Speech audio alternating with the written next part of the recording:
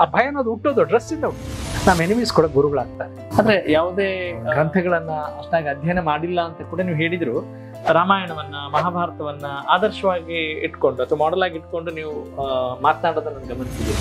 ಈಗ ನೀನು ತುಂಬಾ ಜಾಸ್ತಿ ಪುಸ್ತಕ ಓದ್ಕೊಂಡಿರೋರಿಗೆ ಎಷ್ಟೋ ಸಾರಿ ಅವರಿಗೆ ತರಕಾರಿ ವ್ಯಾಪಾರಕ್ಕೆ ಹಾಕಿದ್ರೆ ಅವ್ರು ಬರೋದಿಲ್ಲ. ಅಮೆರಿಕನ್ ಮಕ್ಕಳು ಯಾಕೆ ಬುದ್ಧಿವಂತು ಅಂತಂದ್ರೆ ಅವರೆಲ್ಲ ಮಾರ್ವಾಡಿಸ್.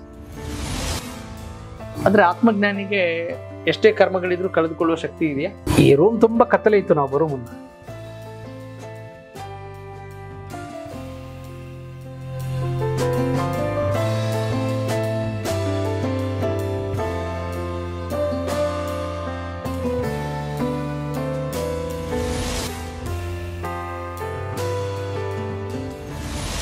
ನಿಮ್ಮ ಒಂದು ಅಧ್ಯಾತ್ಮ ಅನುಭವ ಎಷ್ಟು ಚೆನ್ನಾಗಿದೆ ಅಂತ ಅನ್ನಿಸಿರೋದು ಆ ಅನುಭವ 7.5 years ಆದ್ಮೇಲೆ.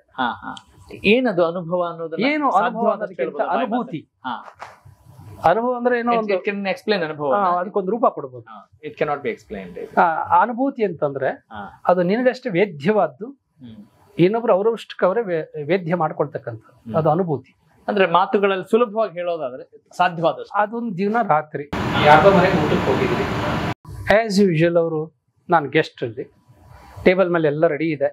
ಸುಮಾರು 9 ಗಂಟೆ ರಾತ್ರಿ ಭೋಜನ ಎಲ್ಲ ರೆಡಿ ಇದೆ. ನಾನು ಯಾವತ್ತೂ ಊಟ ಮಾಡಿರ್ಲಿಲ್ಲ. ಅದು ಒಂದು ಧ್ಯಾನ ವ್ರತದಲ್ಲಿದ್ದೆ 7.5 years ಅಲ್ಲಿ ಯಾವತ್ತು ಬ್ರೇಕ್ ಆಗಿದ್ದೇ ಇಲ್ಲ. ಅದು 3 ಹೊತ್ತು ಧ್ಯಾನ ಮಾಡಿದೆ. ನಾನು ಅನ್ನಾದಿಗಳನ್ನು ಮುಟ್ತಿರ್ಲಿಲ್ಲ. ಅದೊಂದು ನನಗೆ ನಾನೊಂದು ಪಾಲಿಸಿ ಹಾಕೊಂಡ್ಬಿಟ್ಟೆ, ರೂಲ್ಸ್ ಕಮ್ ವಾಟ್ ಮೇ ಅಂತ. ಬೆಳಗ್ಗೆ ರಾತ್ರಿ ಸಂಜೆ ಎಷ್ಟೊತ್ತು ಮಾಡ್ತಾ ಇದ್ರಿ ಗುರುಜಿ? ಅದಕ್ಕೆ ಲಿಮಿಟ್ ಹಾಕೊಂಡಿರ್ಲಿಲ್ಲ. ಅದು ಯಾವಾಗ ನಾನು ಬಿಡುಗಡೆ ಮಾಡ್ತಾ ಇತ್ತು ಅದರಿಂದ ಹೊರ ಬರ್ತಾ ಇತ್ತು. ಯಾಕೆಂದ್ರೆ ನನಗೆ ನನ್ನ ಟೈಮ್ ರೆಸ್ಟ್ರಿಕ್ಷನ್ಸ್ ಇರ್ಲಿಲ್ಲ. ಇದು ಮುಗಿಸ್ಕೊಂಡು ಯಾವ್ದೋ ಕಾರ್ಯಕ್ರಮ ಅದು ಯಾವ್ದು ಇರ್ಲಿಲ್ಲ ಅವಾಗ. ಸಾಮಾನ್ಯವಾಗಿ ನಂದು ಕ್ರಾಸ್ ಲೆಗ್ ಇದೆ ಪೋಸ್ಚರ್, ಹಿಂಗಿರ್ತೀನಿ. This is my comfortable posture. Clasp ಮಾಡಿರ್ತೀನಿ. ಓಕೆ, ಚೇರ್ ಮೇಲೆ ಕೂತ್ಕೊಂಡೇ ಮಾಡ್ತೀನಿ ಮನೆಗಳಲ್ಲಾದ್ರೆ. ಹೊರಗಡೆ ಆದ್ರೆ ನೆಲದ ಮೇಲೆ ಕೂತ್ಕೊಂಡು ಮಾಡ್ತೀನಿ ಸುಖಾಸನ. ಬೆನ್ನರ ಇಟ್ಕೊಂಡು ಕೂತ್ಕೊಂಡೆ ಧ್ಯಾನಕ್ಕೆ. ಯೂಶಲಿ ಮ್ಯಾಕ್ಸಿಮಮ್ 1 hour ಅಲ್ಲಿ ಆ ಸಮಯಗಳಲ್ಲಿ ಯಾವ್ದಾದ್ರು ಅಂತ ಸನ್ನಿವೇಶಕ್ಕೆ ಹೋದಾಗ ರಿಲೀಸ್ ಆಗ್ತದೆ. ರಿಲೀಸ್ ಆಗ್ಲಿಲ್ಲ, ಬೇರೆಯವ್ರು ಯಾರು ಬಂದು ಎಚ್ಚರಿಸಲೂ ಇಲ್ಲ. ಅವರಿಗೆ ಭಯ. ಯಾಕಂದ್ರೆ ಧ್ಯಾನದಲ್ಲಿರೋರ್ನ ಎಚ್ಚರಿಸಬಾರ್ದು. ತಪಸ್ವಿಗಳನ್ನ ಎಚ್ಚರಿಸಿ ಶಾಪ ಕೊಡ್ತಿದ್ರಂತ, ಅಂತ ಭಯ ಇರ್ಬೇಕು ಅವ್ರಿಗೆ. ಅವರು ನನಗಾಗಿ 10 ಗಂಟೆವರೆಗೆ ಕಾದ್ರು ನನ್ನ ಜೊತೆ ಊಟ ಮಾಡೋಣ ಅಂತ. ನಾನು ಎದ್ದಿಲ್ಲ. ನಾನು ಕುತ್ಕೊಂಡಿದ್ದು 8:15ಗೆ. 9 ಗಂಟೆಗೆ ರೆಡಿ ಮಾಡ್ಕೊಳ್ಳೋಣ ಅಂತ ಅವರು ಸಿದ್ಧರಾಗಿಕೊಂಡಿದ್ರು. 10 ಆಯ್ತು, 11 ಆಯ್ತು. ಅವ್ರು ಊಟ ಮಾಡಿದ್ರು. ನನಗೆ ಹಾಟ್ ಬಾಕ್ಸಲ್ಲಿ ಒಂದಷ್ಟು ಹಾಕಿ ಟೇಬಲ್ ಮೇಲೆ ಏನ್ ಬೇಕು ಎಲ್ಲ ವ್ಯವಸ್ಥೆ ಇಟ್ಟು ಮಲ್ಗಕ್ಕೆ ಬೆಡ್ ರೆಡಿ ಮಾಡಿ ಅವ್ರ ಪಾಡಿಗೆ ಅವ್ರು ಮಲ್ಕೊಂಡ್ರು. ಅತಿಥಿ ಸತ್ಕಾರ ಮಾಡು. ನನಗೆ ಎಚ್ಚರ ಆಗಿದ್ದು ಬೆಳಗ್ಗೆ 4 ಗಂಟೆಗೆ. 8:15 ಕೂತವನು, 4 ಗಂಟೆಗೆ ಎಚ್ಚರ ಆಯ್ತು. ಹಾಗೆ ಇನ್ ಬಿಟ್ವೀನ್ ಆ ಧ್ಯಾನ ಕಾಲದಲ್ಲಿ 2 hours 3 hours ಆಗಿದ್ದಿದೆ. ಆದ್ರೆ ಅದಾಗಿರ್ಲಿಲ್ಲ. ಎದ್ದಾಗ ಮನಸ್ಸು ಸಂಪೂರ್ಣ ಬಿಡುಗಡೆಯಿಂದ ಕೂಡಿತ್ತು. Mind was flying like a bird. ಅವರ್ಣನೀಯ ಆನಂದ ಸೇರ್ಕೊಂಡಿತ್ತು ಮನಸ್ಸಿನಲ್ಲಿ. That was a first spiritual glimpse. Experiential. ಇದೇನೋ ಬೇರೆ, ಅದು ಯಾವತ್ತೂ ನಮ್ಗೆ ಆಗಿರ್ಲಿಲ್ಲ. ಮನಸ್ಸು ತೇಲ್ತಾ ಇದೆ, ಯಾವುದೇ ಪ್ರಿಜುಡಿಸ್ ಇಲ್ಲ, ಯಾವುದೇ ಪ್ರಶ್ನೆ ಹುಟ್ಟತಾ ಇಲ್ಲ ಈ ಮೈಂಡಿಂದ. ಅಲ್ಲಿಗೆ ಸತ್ತೋಯ್ತಲ್ಲ, ಅವತ್ತಿಗೆ ಸತ್ತೋಯ್ತು. ಅಲ್ಲಿವರೆಗೂ ಎಲ್ಲದ್ರ ಬಗ್ಗೆ, ದೇವರ ಬಗ್ಗೆ, ಧರ್ಮದ ಬಗ್ಗೆ, ಎಲ್ಲ ಬಗ್ಗೆ ಎಲ್ರಿಗೂ ಸಾಮಾನ್ಯವಾಗಿ ಜಿಜ್ಞಾಸೆ ಅನ್ನೋದಿರ್ತದೆ. ಅದು ಹೊರಟಾಯ್ತು. ಸಂಕಟ ಲಾಸ್ಟ್ ಪರೆ ಕಳ್ಚೋಯ್ತು. ಆ ಗ್ಲಿಮ್ಸಸ್ ಅನುಭವ ಆದ ನಂತರ ಯಾವತ್ತಾದ್ರೂ ರಾಮಚಂದ್ರ ಗುರೂಜಿಯವರಿಗೆ ಕೋಶದೊಳಗಿನ ಕೀಟವಾಗಿದ್ದ ನಾನು ಚಿಟ್ಟೆ ಅದೇ ನನ್ನ ಅನುಭವ. ಚಿಟ್ಟೆಗೆ ಏನೇನು, ಕೋಶಕ್ಕೆ ಏನಿಲ್ಲದ್ದು ಚಿಟ್ಟೆಗಿದೆ, ರೆಕ್ಕೆ ಇದೆ, ಸ್ವತಂತ್ರ ಇದೆ, ಹಾರು. ಕೋಶದಲ್ಲಿ ಒಂದು ನಿರ್ಬಂಧಿತ ವಾತಾವರಣ, ಸಫಕೇಶನ್ ಇದೆ. ಆ ಅನುಭವ ಆದ್ಮೇಲೆ, ಆ ಅನುಭವದ ಗ್ಲಿಮ್ಸಸ್ ನ ಹಂಚ್ಕೊಳ್ತಾ ಹೋದೆ. ಅದಾದ್ಮೇಲೆ ಯಾವತ್ತಾದ್ರೂ ನಾನು ಇಂಥ ತಪ್ಪು ಮಾಡಿದ್ದೀನಿ ಅಂತ ಅನ್ಸಿಲ್ವಾ ರಾಮಚಂದ್ರ ಗುರೂಜಿಗೆ? ತಪ್ಪು ಸರಿಗಳ ಪ್ರಮಾಣ ಏನು? ಈಗ ಇದು ತಪ್ಪು ಅಂದ್ರೆ ಅದಕ್ಕೆ ಪ್ರಮಾಣ ಏನು? ಒಂದು ಸಣ್ಣ ಎಕ್ಸಾಂಪಲ್. ಅಲ್ಲ, ನಿಮ್ಮ ಮನೆ ಒಬ್ಬೊಬ್ಬರಿಗೆ ಒಂದೊಂದು ರೀತಿ. ನಾನು ಈಗ ನಾವು ಹಸುವನ್ನು ಕೊಲ್ಲುವುದು ತಪ್ಪು ಹಿಂದೂಗಳಿಗೆ, ಹೌದಲ್ವೇ? ಆದ್ರೆ ಇಸ್ಲಾಂ ಧರ್ಮ ಹೇಳುತ್ತೆ ಅದು ಧರ್ಮ. ನೀವು ಒಂಟೆ ಏನಾದ್ರೂ ಕೊಲ್ಲು, ಹಸು ಆದ್ರೂ ಕೊಲ್ಲು, ಅದು ಧರ್ಮ. ಹಾಗಾದ್ರೆ ಸ್ಟ್ಯಾಂಡರ್ಡ್ ತಪ್ಪು ಯಾವುದು, ಸ್ಟ್ಯಾಂಡರ್ಡ್ ಸರಿ ಯಾವುದು ಅಂತ ಇಲ್ಲಿ ಕ್ವಶನ್ ಬರಲ್ವಾ? ಅಂದ್ರೆ ಅದಕ್ಕಿರೋ ಪ್ರಮಾಣ ಏನು?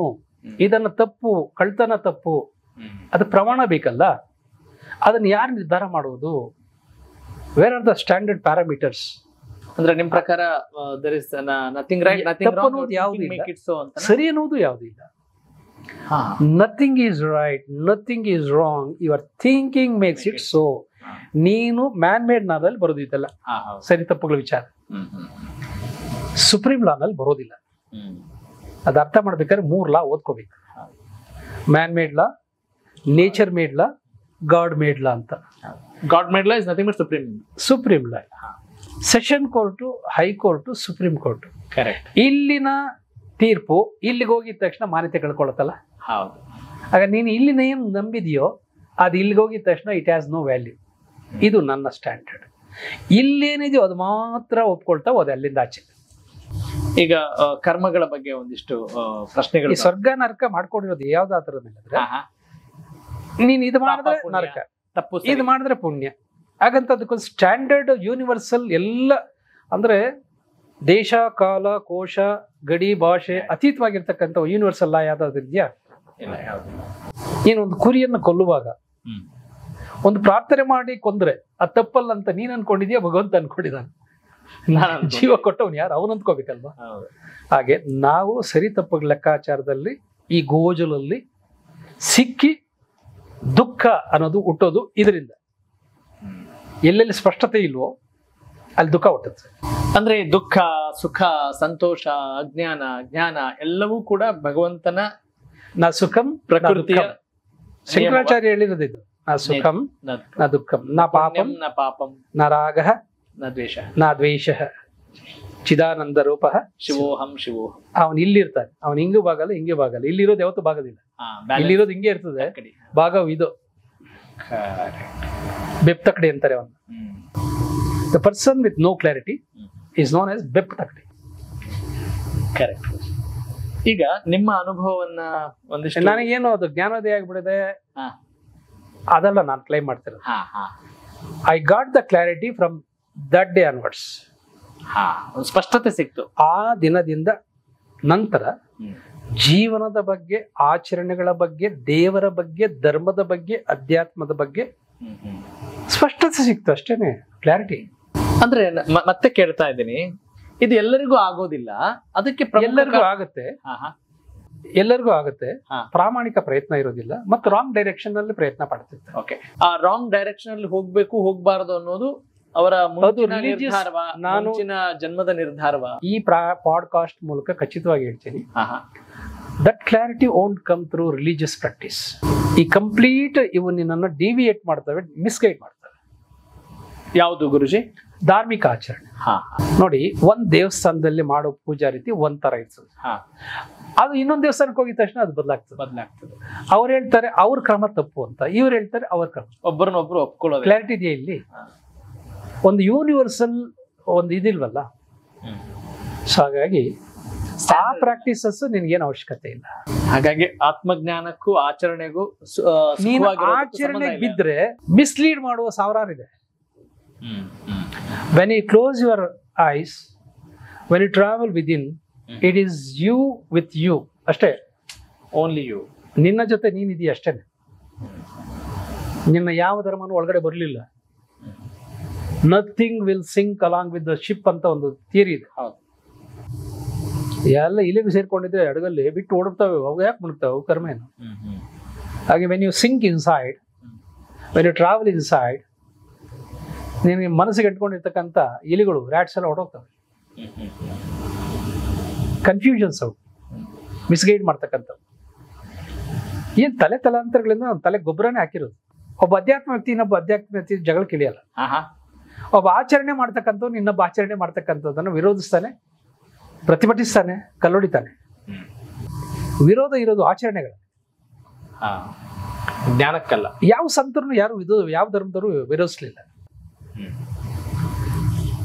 ಅವರು ಆಚರಿಸುವ ರೀತಿಗಳಿದೆಯಲ್ಲ, ಅದು ಒಬ್ರದ್ದು ಇನ್ನೊಬ್ರಿಗೆ ಇಷ್ಟ ಆಗೋದಿಲ್ಲ. ಅಧ್ಯಾತ್ಮ ಅಂತಕ್ಕಂಥದ್ದು ಇಟ್ಸ್ ಪ್ಯೂರ್ಲಿ ಪರ್ಸನಲ್. ಅದು ಬಟ್ಟೆಯಿಂದ ಬರೋದಿಲ್ಲ, ಗಡ್ಡದಿಂದ ಬರುವುದಿಲ್ಲ, ವೇಷದಿಂದ ಬರೋದು. ಇದೆಲ್ಲ ಜನಗಳು ಮೋಸ ಮಾಡಕ್ಕಷ್ಟೇ ನಾವು ಬೆಳೆಸೋದು. ನಾನಷ್ಟೇ ಹೇಳ್ತೀನಿ. ಯಾಕೆಂದ್ರೆ ನಮ್ಗೊಂದು ಏನೋ ಒಂದು ಈ ವಾಲ್ಸೋರೆಲ್ಲ ಕರಿಕೋಟೆ ಹಾಕೋಬೇಕಂತೆ. ಗಡ್ಡ ಬಿಡೋದ್ರ ಮೂಲಕ ರಾಮಚಂದ್ರ ಗುರುಜಿ ಮೋಸ ಮಾಡ್ತಿದಾರಾ? ಇಲ್ಲ ಅಲ್ಲ. ಅಲ್ಲ, ನಾನು ಹೇಳೋದು ಇದು ಇಟ್ಕೊಂಡು ಮೋಸದ ದಂಧೆ ಅಷ್ಟೇ. ಈಗ ಭಿಕ್ಷೆ ಬೇಡೋರ್ಗೂ ಗಡ್ಡ ಬಿಟ್ಟಿರ್ತಾರೆ, ಧ್ಯಾನ ಮಾಡೋರು ಗಡ್ಡ ಬಿಟ್ಟಿರ್ತಾರೆ. ಆಗಿನ ಕಾಲದಲ್ಲಿ ಋಷಿಮುನಿಗಳು ಯಾಕೆ ಗಡ್ಡ ಬಿಡ್ತಾ ಇದ್ರು ಅಂದ್ರೆ, ಅಲ್ಲಿ ಶೇವಿಂಗ್ ಕಿಟ್ ಇರ್ತಿರ್ಲಿಲ್ಲ, ಡೀಪ್ ಫಾರೆಸ್ಟ್ ಒಳಗಡೆ ಇರ್ತಾ ಇತ್ತು. ಶೇವ್ ಮಾಡ್ಕೊಳ್ಳೋಷ್ಟು ಅವರಿಗೆ ಅದ್ರ ಮೇಲೆ ಆಸಕ್ತಿನೂ ಇರ್ಲಿಲ್ಲ, ಸೌಂದರ್ಯ ಬೇಕು ಅಂತ. ಹಾಗಾಗಿ ಅದ್ರ ಪಾಡಿಗೆ ಅದು ಬೆಳೀತಾ ಇತ್ತು ಅಷ್ಟೇನೆ. ಸೊ ಈಗಿನ ಕಾಲದ ಸ್ಪಿರಿಚುವಲ್ ವ್ಯಕ್ತಿಗಳು ಅಂದ್ರೆ ಸ್ಪಿರಿಚುವಾಲಿಟಿ ಅಂದ್ರೆ ಗಡ್ಡನೇ ಇರಬೇಕು ಅಂತ ಬಯಸ್ತಾರೆ. ಅಂದ್ರೆ ಆ ಮೈಂಡ್ ಸೆಟ್ ಮೂಲಕ ರ್ಯಾಪರ್ ಅದಿರ್ಲಿ, ಪುಸ್ತಕ ಅದು ರ್ಯಾಪ್ ವಿಚ್ ಬಿಲ್ಡ್ಸ್ ರ್ಯಾಪ್.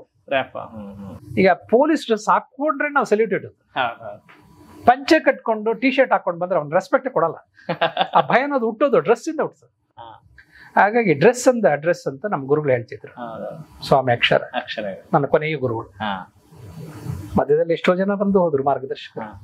ಯಾಕೆಂದ್ರೆ ನಾವು ಒಂದ್ ಅಕ್ಷರ ಕಲಿಸಿದವನು ಗುರು. ನಮ್ಮ ಎನಿಮೀಸ್ ಕೂಡ ಗುರುಗಳಾಗ್ತಾರೆ, ಹೆಂಡತಿ ಗುರು ಆಗ್ತಾರೆ, ಮಕ್ಕಳು ಗುರು ಆಗ್ತಾರೆ. ಅವರು they teach lot of lessons. ಕಲ್ಸಲ್ವಾ ಸ್ನೇಹಿತರು? ಈ ನಾನ್ ಮೋಸ ಹೋಗಿ ಪಾಠ ಕಲ್ತೆ ಅಂತ ಹೇಳಲ್ವಾ? ಹೇಳ್ತಾರೆ. ಹಾಗೆ ಮನುಷ್ಯನ್ ಬದಲಾಯಿಸಬೇಕಾದ್ರೆ ಪೇಯಿನ್ ಬದಲಾಯಿಸ್ತಾರೆ. ಗುರುಜಿ, ಮಾನವನ ಈ ಪ್ರಯತ್ನಕ್ಕೂ ಅಥವಾ ಪ್ರಕೃತಿಯ ಒಂದು ಹೈಯರ್ ಇಂಟೆಲಿಜೆನ್ಸ್ಗೂ ಯಾವ ರೀತಿ ಒಂದು ಸಂಬಂಧ ಇದೆ, ಅಥವಾ ಎಷ್ಟರ ಮಟ್ಟಿಗೆ ನಮ್ಮ ಜೀವನ ನಿರ್ಧಾರದ ಪಾತ್ರವನ್ನು ವಹಿಸುತ್ತೆ ಅಂತ ಹೇಳ್ತೀರಿ? ಎಲ್ಲವೂ ಪಾತ್ರ ವಹಿಸ್ತದೆ. ಒಂದು ಹೂವು ವಿಕಸನದ ಒಂದು ಜೀವನ ನೋಡಿದ್ರೆ, ಆಹಾ ನನ್ನ ಜೀವನ ಹೂವು ವಿಕಸಿಸಿದಂಗಿರಬೇಕು, ಸೌಂದರ್ಯ ಹೊರಸೂಸ್ತಾ ಇದೆ, ಪರಿಮಳ ಹೊರಸೂಸ್ತಾ ಇದೆ, ದುಂಬಿಗಳನ್ನು ಆಕರ್ಷಿಸ್ತಾ ಇದೆ, ಅದು ಮಕರಂದವನ್ನು ಉಳಿಸ್ತಾ ಇದೆ. ಇದಲ್ವೇ ಜೀವನ. ಒಂದು ಹೂವಿಂದ ಅದರ ಅರಳುವಿಕೆಯ ಏನು ಆ ಪ್ರಕ್ರಿಯೆಯಿಂದ ನಾವು ಕಲಿಯೋದಿದೆ. Blossom. So mind should be like a flower. ಅದಕ್ಕೆ ಕಮಲವನ್ನ ತುಂಬಾ ಶ್ರೇಷ್ಠ ಅಂತ ಭಾವಿಸ್ತೀವಿ. ಅದೇ ಯಾಕೆ ಶ್ರೇಷ್ಠ ಅಂತಂದ್ರೆ, ಹುಟ್ಟೋದು ಕೆಸರಾದ್ರೂ ಕೂಡ, ನಾವು ಹುಟ್ಟೋದು ಕೆಸರೆಂಬ ಸಂಸಾರದಲ್ಲಿ ಕೂಡ ಸಂಸಾರವನ್ನ ವಂಡಿಸ್ಕೋಬಾರ್ದು. ಅವಾಗ ನಾವು ಕಮಲ ಆಗ್ತೀವಿ. ನಮ್ಮ ಶರೀರದಲ್ಲಿ ಕೂಡ ಅನೇಕ ಭಾಗಗಳನ್ನ ಕಮಲಗಳಿಗೆ ಹೋಲಿಸ್ತಾರೆ. ಕರಕಮಲ, ಚರಣಕಮಲ, ನಾಭಿಕಮಲ, ಹೃತ್ಕಮಲ, ನೇತ್ರ ಕಮಲ. ಅಂದ್ರೆ ಅವು ಆ ಕೇಂದ್ರಗಳು ವಿಕಾಸದ ಅವು ವಿಕಾಸ ಆಗ್ಬೇಕು ಅಂತ. ಅಂದ್ರೆ ಯಾವುದೇ ಗ್ರಂಥಗಳನ್ನ ಅಷ್ಟಾಗಿ ಅಧ್ಯಯನ ಮಾಡಿಲ್ಲ ಅಂತ ಕೂಡ ನೀವು ಹೇಳಿದ್ರು. ರಾಮಾಯಣವನ್ನ, ಮಹಾಭಾರತವನ್ನ ಆದರ್ಶವಾಗಿ ಇಟ್ಕೊಂಡು ಅಥವಾ ಮಾಡೆಲ್ ಆಗಿ ಇಟ್ಕೊಂಡು ನೀವು ಮಾತನಾಡೋದನ್ನ ನಾನು ಗಮನಿಸಿದ್ದೀನಿ. What is the secret behind it? ಅವನು 12 ವರ್ಷ ಗುರುಕುಲದಲ್ಲಿ, ಸಾಂದೀಪಿನಿ ಗುರುಕುಲದಲ್ಲಿ ಬೆಳೆದವನು. ಹಾಗಾಗಿ ಸಾಂದೀಪಿನಿ ಹೇಳಿದ್ದು ಬಹಳ ಸೂಕ್ಷ್ಮವಾಗಿ ಅವನು ಅರ್ಥ ಮಾಡ್ಕೊಂಡ. ಯಾಕಂದ್ರೆ ಅವನಿಗೆ ಸಂಸ್ಕಾರ ಇತ್ತು, ಅವತಾರಿ ಪುರುಷನಾದ್ರಿಂದ ಅವ್ರು ಹೇಳಿದ್ದು ಅಷ್ಟು ಗ್ರಹಿಸುವ, ಧಾರಣೆ ಮಾಡುವ ಶಕ್ತಿ ಇತ್ತು. ಅದರ ಸಾರಾಂಶವೇ ಗೀತೆ. ಏನು ಅವ್ರ ಗುರುಗಳು ಹೇಳಿದ್ರು ಅದ ರಾಮಚಂದ್ರ ಗುರುಜಿ ಇದನ್ನ ಓದಿ ಹೇಳ್ತಾ ಇರೋದಾ? ಏನು ಯಾವ್ದೋ ಈಗ ನೀವೇನ್ ಹೇಳ್ತಾ ಇದ್ದೀರಲ್ಲ, ಇದು ನಮ್ಮ ತಂದೆಯವರು ಹೇಳ್ತಾ ಇದ್ದಾರೆ. ಕೆಲವೊಮ್ಮೆ ಅಂದ್ರೆ ವಿಶ್ಲೇಷಣೆ ಮಾಡೋದು ಕೆಲವೊಮ್ಮೆ ಪವರ್ ಇಂದ ಅಂತ ಸರ್ವಜ್ಞ ಏನ್ ಹೇಳಿದಾನೆ. ನಾನು ಸರ್ವಜ್ಞ ಅಂತ ಹೇಳ್ಕೊಳೋದಿಲ್ಲ. ನನ್ಗೊಂದಷ್ಟು ಅವನ ಅಣುವಷ್ಟು ನನಗೆ ಸಾಮರ್ಥ್ಯ ಬಂದಿದ್ದು. ನಾನು ನೋಡಿ ಕಲ್ತವನು, ಕೇಳಿ ಕಲ್ತವನು, ಓದಿನೂ ಕಲ್ತವನು, ಜೀವನಾನುಭವದಿಂದ ಕಲ್ತವನು. ಒಟ್ಟು ಅನುಭವಗಳ ಸಾರ ಅಷ್ಟೇ ನನ್ನ ಲೈಫ್. ಅದು ಪುಸ್ತಕದ ಸಾರ ಅಂತ ಖಂಡಿತ ನಾನು ಹೇಳೋದಿಲ್ಲ. I am the product of books ಅಂತ ನಾನು ಹೇಳೋದಿಲ್ಲ. ಶಾಲೆ ಮತ್ತು ಪುಸ್ತಕ ಹಾಗಂದ್ರೆ ಬುಕ್ಸ್ ಏನು ಕಾಂಟ್ರಿಬ್ಯೂಟ್ ಮಾಡಿಲ್ಲ. ಅವು ಅಕ್ಷರ ಜ್ಞಾನವನ್ನು ಕೊಟ್ಟಿದ್ದೇನೆ.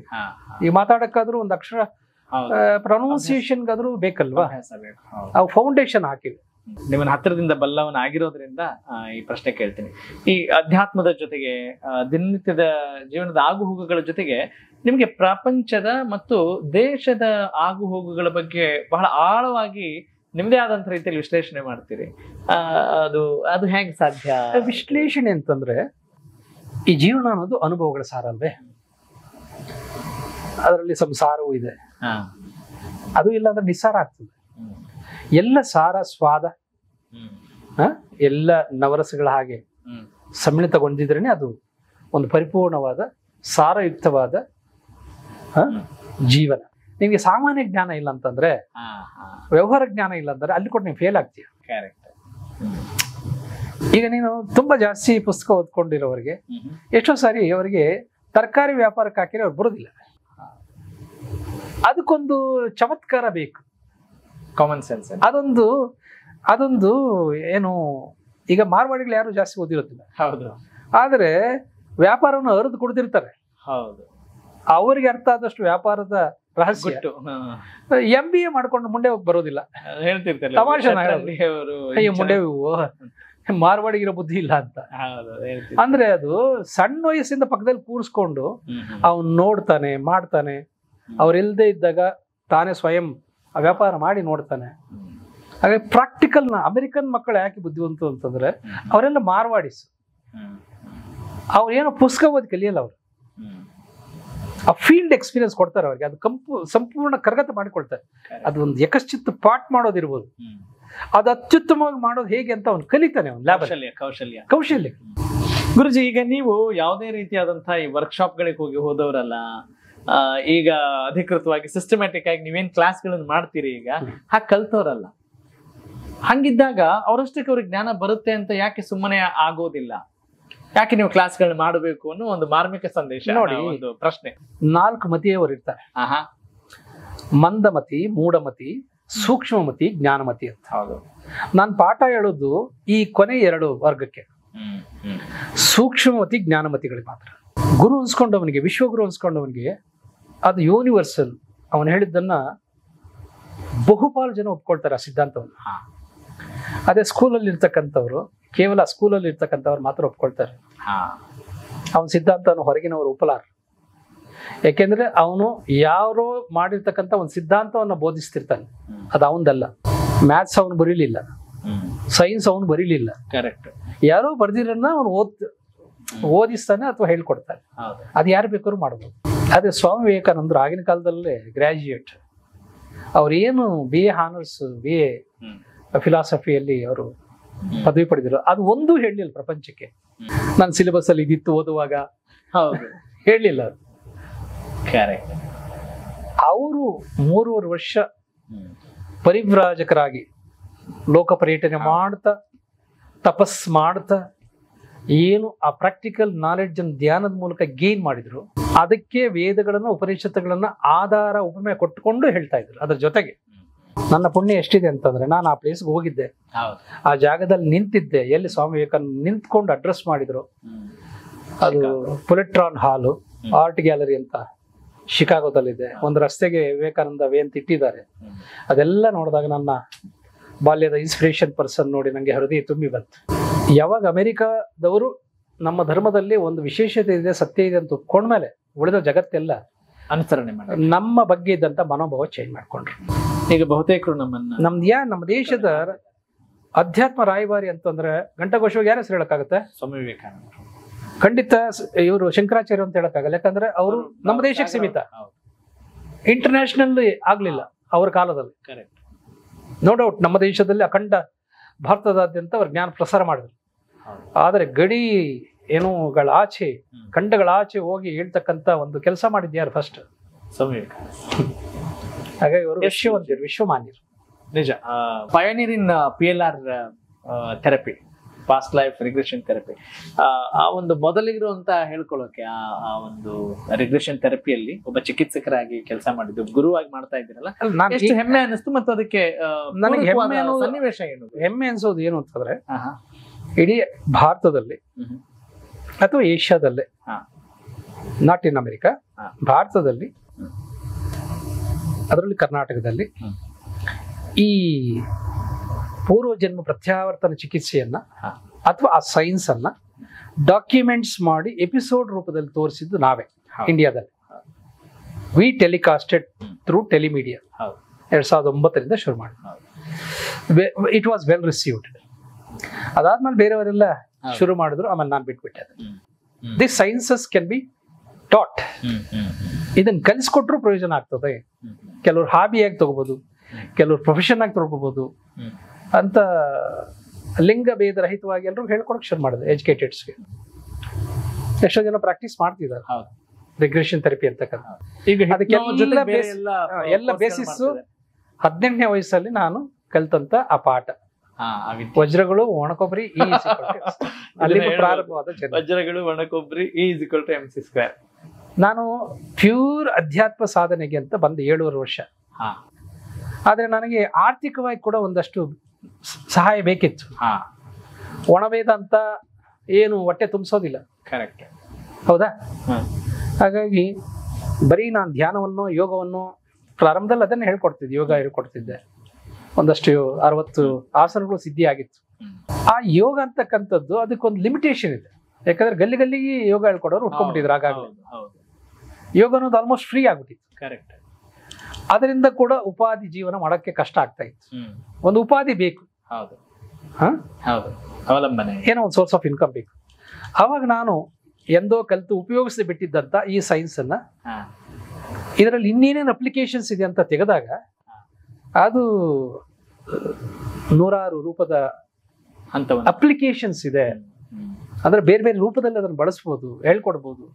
ಹಿಪ್ನೋಥೆರಪಿ ಅಂತ ಒಂದಿದೆ, ಹೀಲಿಂಗ್ ಸೈನ್ಸಸ್ ಅಂತ ಒಂದಿದೆ, ಆಟೋ ರೈಟಿಂಗ್ ಅಂತ ಒಂದಿದೆ, ರಿಗ್ರೆಷನ್ ಥೆರಪಿ ಅಂತ, ಪ್ರೋಗ್ರೆಷನ್ ಥೆರಪಿ ಇದೆ ಅಂತ ಆಯ್ತು, ಸೋಲ್ ಕಮ್ಯುನಿಕೇಶನ್ ಇದೆ ಅಂತ ಆಯ್ತು. ಅದೆಲ್ಲ ಎಕ್ಸ್ಪ್ಲೋರ್ ಮಾಡ್ತಾ ಹೋದೆ. ನನಗೆ ಈ ಸ್ಪಿರಿಚುವಲ್ ಅಲ್ಲಿ ಒಂದಷ್ಟು ಗುರುಗಳಿದ್ದಾರೆ, ಬಟ್ ಸಂಮೋಹನಿಗೆ ಯಾರು ಗುರುಗಳಿಲ್ಲ. ಅದು ಸೆಲ್ಫ್ ಲರ್ನ್ಡ್ ನಾಲೆಡ್ಜ್. ಸಂಮೋಹನ ವಿದ್ಯೆಯಲ್ಲಿ ಮತ್ತು ಈ ಸೋಲ್ ಜರ್ನಿಯಲ್ಲಿ ಅಥವಾ ಆ ರಿಗ್ರೆಷನ್ ಥೆರಪಿಯ ಆ ಜರ್ನಿಯಲ್ಲಿ ಇದು ಯಾವಾಗ್ಲೂ ನನಗೆ ಕಾಡುತ್ತೆ ಅಥವಾ ಇದು ನನಗೆ ಬಹಳ ವಿಚಿತ್ರ ಅನ್ಸಿದೆ ಅನ್ನೋ ಒಂದು ಇನ್ಸಿಡೆಂಟ್ ಹೇಳ್ಬೋದಾ? ಅದು ಸೋಲ್ ಕಮ್ಯುನಿಕೇಶನ್ ವೆರಿ ಫ್ಯಾಸಿನೇಟೆಡ್. ಯಾಕೆಂದ್ರೆ ಇಟ್ಸ್ ಬಿಯಾಂಡ್ ಸೈನ್ಸ್. ವಿಜ್ಞಾನ ನಂಬೋದಿಲ್ಲ, ಮನೋವಿಜ್ಞಾನ ನಂಬೋದಿಲ್ಲ, ಆದರೂ ಸತ್ಯ. ಆದ್ರೆ ನಾನು ಯಾವುದನ್ನು ಏನು ಅವೈಜ್ಞಾನಿಕವಾದನ್ನ ನಾನು ನಂಬಲ್ಲ. First I reject first. ಈಗ ನಾನು ಪುನರ್ಜನ್ಮ ಸಿದ್ಧಾಂತನ ಯಾಕೆ ನಂಬಿದ್ದೀನಿ ಅಂತಂದ್ರೆ ಅದರ ಮೇಲೆ ಯೂನಿವರ್ಸಿಟಿಗಳಲ್ಲಿ ಸ್ಟಡಿ ಆಗಿದೆ, ಸಾವಿರಾರು ಪುಸ್ತಕಗಳಿದೆ, ಗ್ರಂಥಗಳಿದೆ. ಬುದ್ಧನಾದಿಯಾಗಿ ಕೃಷ್ಣನಾದಿಯಾಗಿ ಇತ್ತೀಚೆಗೆ ಅಮೆರಿಕಾದಲ್ಲಿ ಅದರ ಬಗ್ಗೆ 40 ವರ್ಷ ಸಂಶೋಧನೆ ಮಾಡಿರ್ತಕ್ಕಂಥ ವ್ಯಕ್ತಿ ಇಯಾನ್ ಸ್ಟೀವನ್ಸನ್. ಅವನು ಅದರ ಮೇಲೆ ಗ್ರಂಥಗಳನ್ನು ಬರೆದಿದ್ದಾನೆ. ಎಡ್ಗರ್ ಕೇಸಿ ಕೂಡ ಬರೆದಿದ್ದಾನೆ. ಹೀಗೆ ಸಾವಿರಾರು ಜನ ಬರೆದಿದ್ದಾರೆ. ಇತ್ತೀಚಿಂದು ಅಂತಂದ್ರೆ ಡಾಕ್ಟರ್ ದೀಪಕ್ ಚೋಪ್ರಾ, ವಿವೇಕಾನಂದರು ಬರೆದಿದ್ದಾರೆ. ಅವ್ರಿಗಿಂತ ಜ್ಞಾನಿಗಳಿವರು, ಬೇರೆಯವರು ಪ್ರಶ್ನೆ ಮಾಡುವರು. ಅಷ್ಟೇ ಯಾಕೆ ನಾನು ಒಪ್ಪೋದಿಲ್ಲ. ಮನೋವಿಜ್ಞಾನಿಗಳು ಬೆಂಗಳೂರಲ್ಲಿ doctor Satwant Pasricha, professor of psychology ಹಾಕಿ ಇದ್ರ ಮೇಲೆ ಪುನರ್ಜನ್ಮದ ಮೇಲೆ ಪುಸ್ತಕಗಳು ಬರೆದಿದ್ದಾರೆ. ಬರಿಬೇಕಾದ್ರೆ ಒಂದು ಆಧಾರ ಇರ್ಬೇಕಲ್ವಾ, ಮಾಡೆಲ್ ಬೇಕು. ಬಿಡಿ, ರಾಮಚಂದ್ರ ಗುರೂಜಿ ಹೇಳಿದ್ದು ಅದು ಸತ್ಯ ಅಲ್ಲಪ್ಪ. ಇವರು highly scholared professor of psychology, psychiatry, Ian Stevenson, Florida, ಇದು ವರ್ಜಿನಿಯಾ ಬೀಚ್ ಯೂನಿವರ್ಸಿಟಿ ಅವನು, Florida university psychiatry head HOD doctor Brian Weiss. ನೀವು ಅವರ ಕ್ಲಾಸಸ್ ಎಲ್ಲ ನಾನು ಅಟೆಂಡ್ ಮಾಡಿದ್ದೀನಿ ಅಮೆರಿಕಾದಲ್ಲಿ. ಅಂದ್ರೆ ನಾನು ಬರೀ ಈಸ್ಟರ್ನ್ ಫಿಲಾಸಫಿ ಮಾತ್ರ ಸತ್ಯನಾ, ವೆಸ್ಟರ್ನ್ ಫಿಲಾಸಫಿ ಏನ್ ಹೇಳುತ್ತೆ ಅಂತ ಪರಿಶೀಲನೆ ಮಾಡಿ ಅದನ್ನ ಬ್ಲೆಂಡ್ ಮಾಡ್ಕೊಂಡು ವಾಟ್ ಇಸ್ ಅಲ್ಟಿಮೇಟ್ ಟ್ರೂತ್ ಅನ್ನೋದು ನಿಮ್ಮಲ್ಲಿ ಗೊತ್ತಿದೆ ನನಗೆ. ನಾನು ಯಾರೋ ಹೇಳಿದ್ದನ್ನು ಒಪ್ಪೋದಿಲ್ಲ. ನಾನು 10,000 ರಿಗ್ರೆಷನ್ ಮಾಡಿದ್ದೀನಿ ಸ್ವತಃ. ಕರೆಕ್ಟ್. ಅದ್ರಲ್ಲಿ ಎಷ್ಟು ಸತ್ಯ ಎಷ್ಟು ಮಿಥ್ಯೆ ಇದೆ ನಂಗೆ ಗೊತ್ತಿದೆ. ನಿಮ್ಗೆ ಆಶ್ಚರ್ಯ ಆದ ಒಂದು ಅನುಭವನ ಹೇಳ್ಕೋಬಹುದಾ ನಿಮ್ಮ ಆ ಜರ್ನಿಯಲ್ಲಿ? ಒಬ್ಬ ಚಿಕಿತ್ಸಕನಾಗಿ ಶುರುವಾದಾಗ ಹೀಗಿದೆ ನನಗೆ ಈ ಗೋಚರವಾಗಿ ಪುನರ್ಜನ್ಮ ಈ ಪ್ರಯೋಗಗಳು ಮಾಡ್ತಿದ್ದಾಗ ಅತ್ಯಾಶ್ಚರ್ಯ ಆಗಿದ್ದು, ಒಂದು ಕೊಲೆ ಪ್ರಕರಣದ ವ್ಯಕ್ತಿ ಈಗ ಹುಟ್ಟಿದ್ದಾನೆ. ಅವನು ಕೊಲೆಗಾರನನ್ನ ಗುರ್ಸ್ದ, ಹಿಂದಿನ ಜನ್ಮದಲ್ಲಿ ಕೊಲೆಗಾರನ ಇನ್ನು ಬದುಕಿದ್ದಾನೆ. ಅವನು ವೆರಿ ರೀಸೆಂಟ್ ಡೆತ್ ಆಗಿದ್ರಿಂದ ಇವನಿಗೆ 8 ವರ್ಷ, ಅವನಿಗೆ 80 ವರ್ಷ. ಎಲ್ಲಿ ಕೊಲೆ ಆಯ್ತು, ಯಾವ ಕಾರಣಕ್ಕೆ ಕೊಲೆ ಆಯ್ತು, ಅವನ ಹೆಸರೇನು ಎಲ್ಲ ಹೇಳ್ದ ಅವನು. ಹಿ ರಿವೀಲ್ಡ್ ದ ಡೆತ್ ಸೀಕ್ರೆಟ್. ಹಾಗಾದ್ರೆ ಪೂರ್ವ ಜನ್ಮವನ್ನ ತಿಳಿದುಕೊಳ್ಳೋದು, ಇನ್ನೊಂದು ಕನ್ಫರ್ಮ್ ಮಾಡೋದು ಅಥಾರಿಟೇಟಿವ್ ಆಗಿ. ನಾನು ಇದು ಲೋಕ ಸತ್ಯ, ಇದು ವೈಜ್ಞಾನಿಕ ಸತ್ಯ ಅಂತ ನಾನು ಎಲ್ಲರೂ ತಲೆ ತಟ್ಟಿ ಬೇಕಾದ್ರೆ ಹೇಳಬಲ್ಲ. ಒಂದು ಪುಸ್ತಕದ ಆಧಾರದಿಂದ I lived before, I have lived before. ಅದು ಯಾರೋ ಬರ್ದಿದ್ರೆ ನಾನು ಒಪ್ಕೊಳ್ತಿರ್ಲಿಲ್ಲ. ಸ್ವತಃ ಗಾಂಧೀಜಿಯವರ ಅನ್ವೇಷಣೆ. ಗಾಂಧೀಜಿಯವರು 15 ಜನರ ಒಂದು ಸಮಿತಿಯನ್ನ ಫಾರ್ಮ್ ಮಾಡಿ ಸಂಶೋಧನೆ ಮಾಡಿ ಅದರ ರಿಸಲ್ಟ್ ಬರ್ದಿದ್ದೆ ಐ ಹ್ಯಾವ್ ಲಿವ್ಡ್ ಬಿಫೋರ್ ಅಂತ, ಶಾಂತಿದೇವಿ ಪ್ರಕಾರ. ಇದಕ್ಕಿಂತ ಪ್ರೂಫ್ ಏನ್ ಬೇಕು? 1936ರಲ್ಲಿ ಆಗಿದೆ. ಇವಾಗ ಯಾವ್ದಾದ್ರು ಎನ್ಕ್ವೈರಿ ಕಮಿಷನ್ಸ್ ಹಾಕಿದ್ರೆ ಕಮಿಷನ್ ತಗೊಂಡು ಕೈ ಬಿಟ್ಟು ಬಿಡ್ತಾರೆ. ಆಗಿನ ಎನ್ಕ್ವೈರಿ ಕಮಿಷನ್ಸ್ ಕಮಿಷನ್ ತಗೋತಿರ್ಲಿಲ್ಲ, ಕೈ ಶುದ್ಧ ಇಟ್ಕೊಂಡಿದ್ರು. ಪಾರ್ಲಿಮೆಂಟೇರಿಯನ್ಸ್ ಇದ್ರು, ಪ್ರೆಸ್ ಅವ್ರು ಇದ್ರು ಅದ್ರಲ್ಲಿ. ಚಿತ್ತರಂಜನ್ CR ದಾಸ್ ಕೂಡ ಇದ್ರು ಆ ಕಮಿಟಿಯಲ್ಲಿ. ಅದು ಒಂದು ಆಧಾರ. ವೈಜ್ಞಾನಿಕವಾಗಿ ನಾನು ಹೇಳುವುದು ಬಿಟ್ಬಿಡಿ, ನಾನು ಹೇಳೋದು ನಿಮ್ಗೆ ಸತ್ಯ ಅಲ್ಲ. ನನ್ನ ಎಷ್ಟೋ ಜನ ಮನೋವಿಜ್ಞಾನಿಗಳು ಪ್ರಶ್ನಿಸ್ತಾರೆ, ಹೌದು, ತರ್ಕವಾದಿಗಳು ಪ್ರಶ್ನಿಸ್ತಾರೆ, ಅವ್ರನ್ನ ಕನ್ವಿನ್ಸ್ ಮಾಡೋಕ್ಕೂ ಆಗೋದಿಲ್ಲ. ನಾನು ಅವ್ರಿಗೆ ಏನ್ ಮಾಡ್ತೀನಿ, ಸಂಶೋಧನಾ ಗ್ರಂಥಗಳನ್ನು ಕೊಡ್ತೀನಿ. ನೋಡ್ರಪ್ಪ, ಇದು ಸ್ವಲ್ಪ ಸ್ಟಡಿ ಮಾಡ್ರಿ. ಇದು ಯಾರೋ ಪುಸ್ತಕ ತನ್ನಿಷ್ಟದಂತೆ ಬರೆದಿದ್ದಲ್ಲ. ಒಂದು ಯೂನಿವರ್ಸಿಟಿಯಲ್ಲಿ ಒಂದು ವಿಭಾಗದ ಅತ್ಯಂತ ಮುಖ್ಯಸ್ಥ ಜವಾಬ್ದಾರಿ ಹುದ್ದೆಯಲ್ಲಿದ್ದವನು ಬರ್ದಿರೋನು, ಪ್ರೊಫೆಸರ್. ಅವನು ಹಲವಾರು ದೇಶಗಳಿಗೆ ಹೋಗಿ ಸಂಶೋಧನೆ ಮಾಡಿ ಬರ್ದಿರ್ತಕ್ಕಂಥದ್ದು, ಹಲವಾರು ಧರ್ಮಗಳ ಮೇಲೆ. ಹಿಪ್ನೋಟೈಸ್ ಮಾಡಿ ಬರ್ದಿದ್ದಲ್ಲ ಅವನು. ನಾವಾದ್ರೂ ಹಿಪ್ನೋಟೈಸ್ ಮಾಡಿ ಹೇಳಿಸ್ತೀವಿ, ಸಂಮೋಹನ ಅವಸ್ಥೆಯಲ್ಲಿ ಹೇಳ್ತಾರೆ. ಇವನು ಬಾಲಸ್ಮರಣೆ ಅಂತ ಇರ್ತದೆ. ಕೆಲವರು 6 ರಿಂದ 8 ವರ್ಷದವರೆಗೂ ಅಥವಾ 3 ರಿಂದ 8 ವರ್ಷದವರೆಗೂ ಅವ್ರ ಹಿಂದಿನ ಜನ್ಮವನ್ನು ಹಾಗೆ ಸ್ಮರಣೆ ಆಗ್ತಿರ್ತದೆ ಅವರಿಗೆ. ಅದೆಲ್ರಿಗೂ ಆಗುತ್ತೆ ಅಂತ? ಎಲ್ರಿಗೂ ಆಗೋದಿಲ್ಲ, ಆಗಲ್ಲ. ವಿಶೇಷವಾಗಿ ಕೆಲವರಿಗೆ ಅದಾಗತ್ತೆ. ಎಲ್ಲರಲ್ಲೂ ಇರುತ್ತೆ, ಅದು ಮುಚ್ಚಿ ಹೋಗಿರ್ತದೆ, ಡೋರ್ ಲಾಕ್ ಆಗಿರ್ತದೆ. ಭಗವಂತ ಕರುಣಾಮಯ. ಯಾಕಂದ್ರೆ ತೆರೆದಿಟ್ರೆ ಅಪಾಯ. ಮರಿವು ಕೂಡ ಅಂತ ಸ್ಮರಣೆ ಮಾಡಿಕೊಂಡು ಆ ಸ್ಮರಣೆಗೆ ಪೂರಕವಾಗಿ ಕೊಟ್ಟಂತ ಆಧಾರಗಳನ್ನ ಗ್ರಹಿಸಿ, ಸಾಕ್ಷ್ಯಾಧಾರಗಳನ್ನ ಸಂಗ್ರಹಿಸಿ, ಪರಿಶೀಲಿಸಿ, ಒರೆ ಹಚ್ಚಿ ಬರೆದಂತ 2000 ಕೇಸುಗಳು ಅವನು ಪುಸ್ತಕ ಪ್ರಿಂಟ್ ಮಾಡಿದ್ದಾನೆ. Verifiable with evidences. ಗುರುಜಿ, ಬಹಳಷ್ಟು ಜನ ಕೂಡ ಪ್ರಶ್ನೆಗಳನ್ನ ಕೇಳ್ತಾರೆ. ಈಗ ನೀವು ಸಂಮೋಹನ ಅವಸ್ಥೆಯಲ್ಲಿ ಎಲ್ಲ ಪೂರ್ವ ಜನ್ಮವನ್ನ ಅಥವಾ ಭವಿಷ್ಯತ್ ಜ್ಞಾನವನ್ನ ಪಡಿಲಿಕ್ಕೆ ಅದು ಸಾಧ್ಯವಾ? ಅದು ಎಷ್ಟರ ಮಟ್ಟಿಗೆ ನೋಡಿ ಸತ್ಯ ಅನ್ನೋ ಪ್ರಶ್ನೆಗಳು ಬರುತ್ತೆ. ಅಥೆಂಟಿಸಿಟಿ ಅದು ಎಷ್ಟನ್ನು ನಂಬೋದು ಅಂತ. ಅದರಲ್ಲಿ ಸತ್ಯ ಇಲ್ಲದಿಲ್ಲ, ಮತ್ತು ಅದು ಹೇಳುವುದೆಲ್ಲವೂ ಸತ್ಯ ಆಗದೆ ಇರಬಹುದು, ಅದರಲ್ಲಿ ಕಲ್ಪಿತವು ಸೇರ್ಕೊಂಡಿರ್ಬೋದು. ಆ ಸತ್ಯಾಸತ್ಯತೆಗಳನ್ನು ಪರಿಶೀಲನೆ ಮಾಡಿ ಸಾಕ್ಷ್ಯಾಧಾರಗಳನ್ನು ಸಂಗ್ರಹ ಮಾಡತಕ್ಕಂಥ ಪ್ರಯತ್ನ ಮಾಡಿದ್ರೆ ಸತ್ಯ ಸಿಗುತ್ತೆ. ಅದು ಸತ್ಯ ಸಿಗ್ತದೆ. ಅದಕ್ಕೇನು ಒಂದು ಕಮಿಷನ್, ಒಂದು ಸತ್ಯಶೋಧನ ಸಮಿತಿ ಬೇಕು, ಅದಕ್ಕೆ ಟೈಮ್ ಬೇಕು, ಅದಕ್ಕೆ ಫಂಡ್ಸ್ ಬೇಕು. ಅದೊಂದು ರಿಸರ್ಚ್ ವರ್ಕಿಗೆ ಯಾವಾಗಲೂ ಫಂಡ್ಸ್ ಕೊಡ್ತಾರೆ ಕಾಲೇಜುಗಳಲ್ಲಿ. ಈಗ ಯಾಕೆ ಹಾರ್ವರ್ಡ್ ಯೂನಿವರ್ಸಿಟಿ ಬಿಗ್, ಅದು ವೆರಿ ಇದು ಅಥೆಂಟಿಕ್. ಏನೇ ರಿಸರ್ಚ್ ಮಾಡ್ಬೇಕಾದ್ರೆ ಅವ್ರ ಹತ್ರ they have huge funds, billions of rupees ಈ ಸರಿ ಏನೋ ರಿಸರ್ಚ್ಗಾಗಿ, R&Dಗಾಗಿ. ನಮ್ಮಲ್ಲಿ ಏನೋ ಒಂದು ಸಂಶೋಧನೆ ಮಾಡ್ತೀನಿ ಅಂದ್ರೆ ಅದಕ್ಕೆ ನ್ಯಾಯ ಪೈಸಾ ಕೊಡೋರಿಲ್ಲ. ಹಾಗಾಗಿ ನಾನು ಒಂದು ಸಂಶೋಧನೆ ಮಾಡಿ ಸಂಶೋಧನಾ ಗ್ರಂಥ ಹೊರಡಿಸ್ಬೇಕು ಅಂತಕ್ಕಂಥ ಹುಂಬತನೂ ಇಲ್ಲ, ಆ ಅವಶ್ಯಕತೆ ನನಗಿಲ್ಲ. ಯಾಕಂದ್ರೆ ನನಗೆ ಕನ್ವಿನ್ಸ್ ಆಗಿದೆ. ನನಗೆ ಕ್ಲಾರಿಟಿ ಇಲ್ದಿದ್ದು ನಾನು ಹೇಳಕ್ ಹೋಗಲ್ಲ. ಈಗ ಬುದ್ಧನಿಗೆ ಎಷ್ಟೋ ಜನ್ಮಗಳ ಅರಿವಾಯ್ತು ಅಂತ ಇದೆ. ರಾಮಚಂದ್ರ ಗುರುಜಿ ಅವರಿಗೆ ತಮ್ಮ ಪೂರ್ವ ಜನ್ಮ, ನಂದು ಒಂದು ಜನ್ಮ ನನಗೆ ಸ್ಪಷ್ಟವಾಗಿ ನೆನಪಾಗಿದೆ. ಈ ಹಿಂದಿನ ಜನ್ಮದಲ್ಲಿ ನಾನು ಒಬ್ಬ ಬುದ್ಧ ಅನುಯಾಯಿ ಆಗಿದ್ದೆ. ಬುದ್ಧನ ಕಾಲದಲ್ಲೆಲ್ಲ ಇನ್ ಆರ್ಡರ್ ಮಾಂಕ್ ಆಗಿದ್ದೆ. 32 ವರ್ಷ ಬದುಕಿದ್ದೆ. We were wandering monks. ಅಲ್ಲಿ ಮಾಡಿದಂತ ಒಂದು ತಪ್ಪಿಗಾಗಿ ಮತ್ತೆ ಈ ಜನ್ಮ ಪ್ರಾಪ್ತಿ ಆಯಿತು. ಹಾಗಾಗಿ ನನಗೆ ಗೊತ್ತಿರ್ಲಿಲ್ಲ ಬಾಲ್ಯದಿಂದ ಬುದ್ಧ ಅಂದ್ರೆ ಯಾಕಷ್ಟು ನನಗೆ ಕಣ್ಣಲ್ಲಿ ನೀರು ಬರ್ತದೆ, ಹೃದಯ ಸ್ಪಂದಿಸ್ತದೆ ಬುದ್ಧನ ಸ್ಟ್ಯಾಚ್ಯೂ ನೋಡಿದಾಗೆಲ್ಲ ಅಂತ. ಅದು ನೆನಪಾದಾಗ ನಾ ಪ್ಲೇಸ್ಗೆ ಹೋಗಿದ್ದೆ. ನಾನು ಅರುಣಾಚಲ ಮತ್ತು ಅಸ್ಸಾಂ ಮಧ್ಯೆ ಒಂದು ನದಿ ಹರಿತದೆ, ಯಾವುದು ಬ್ರಹ್ಮಪುತ್ರ.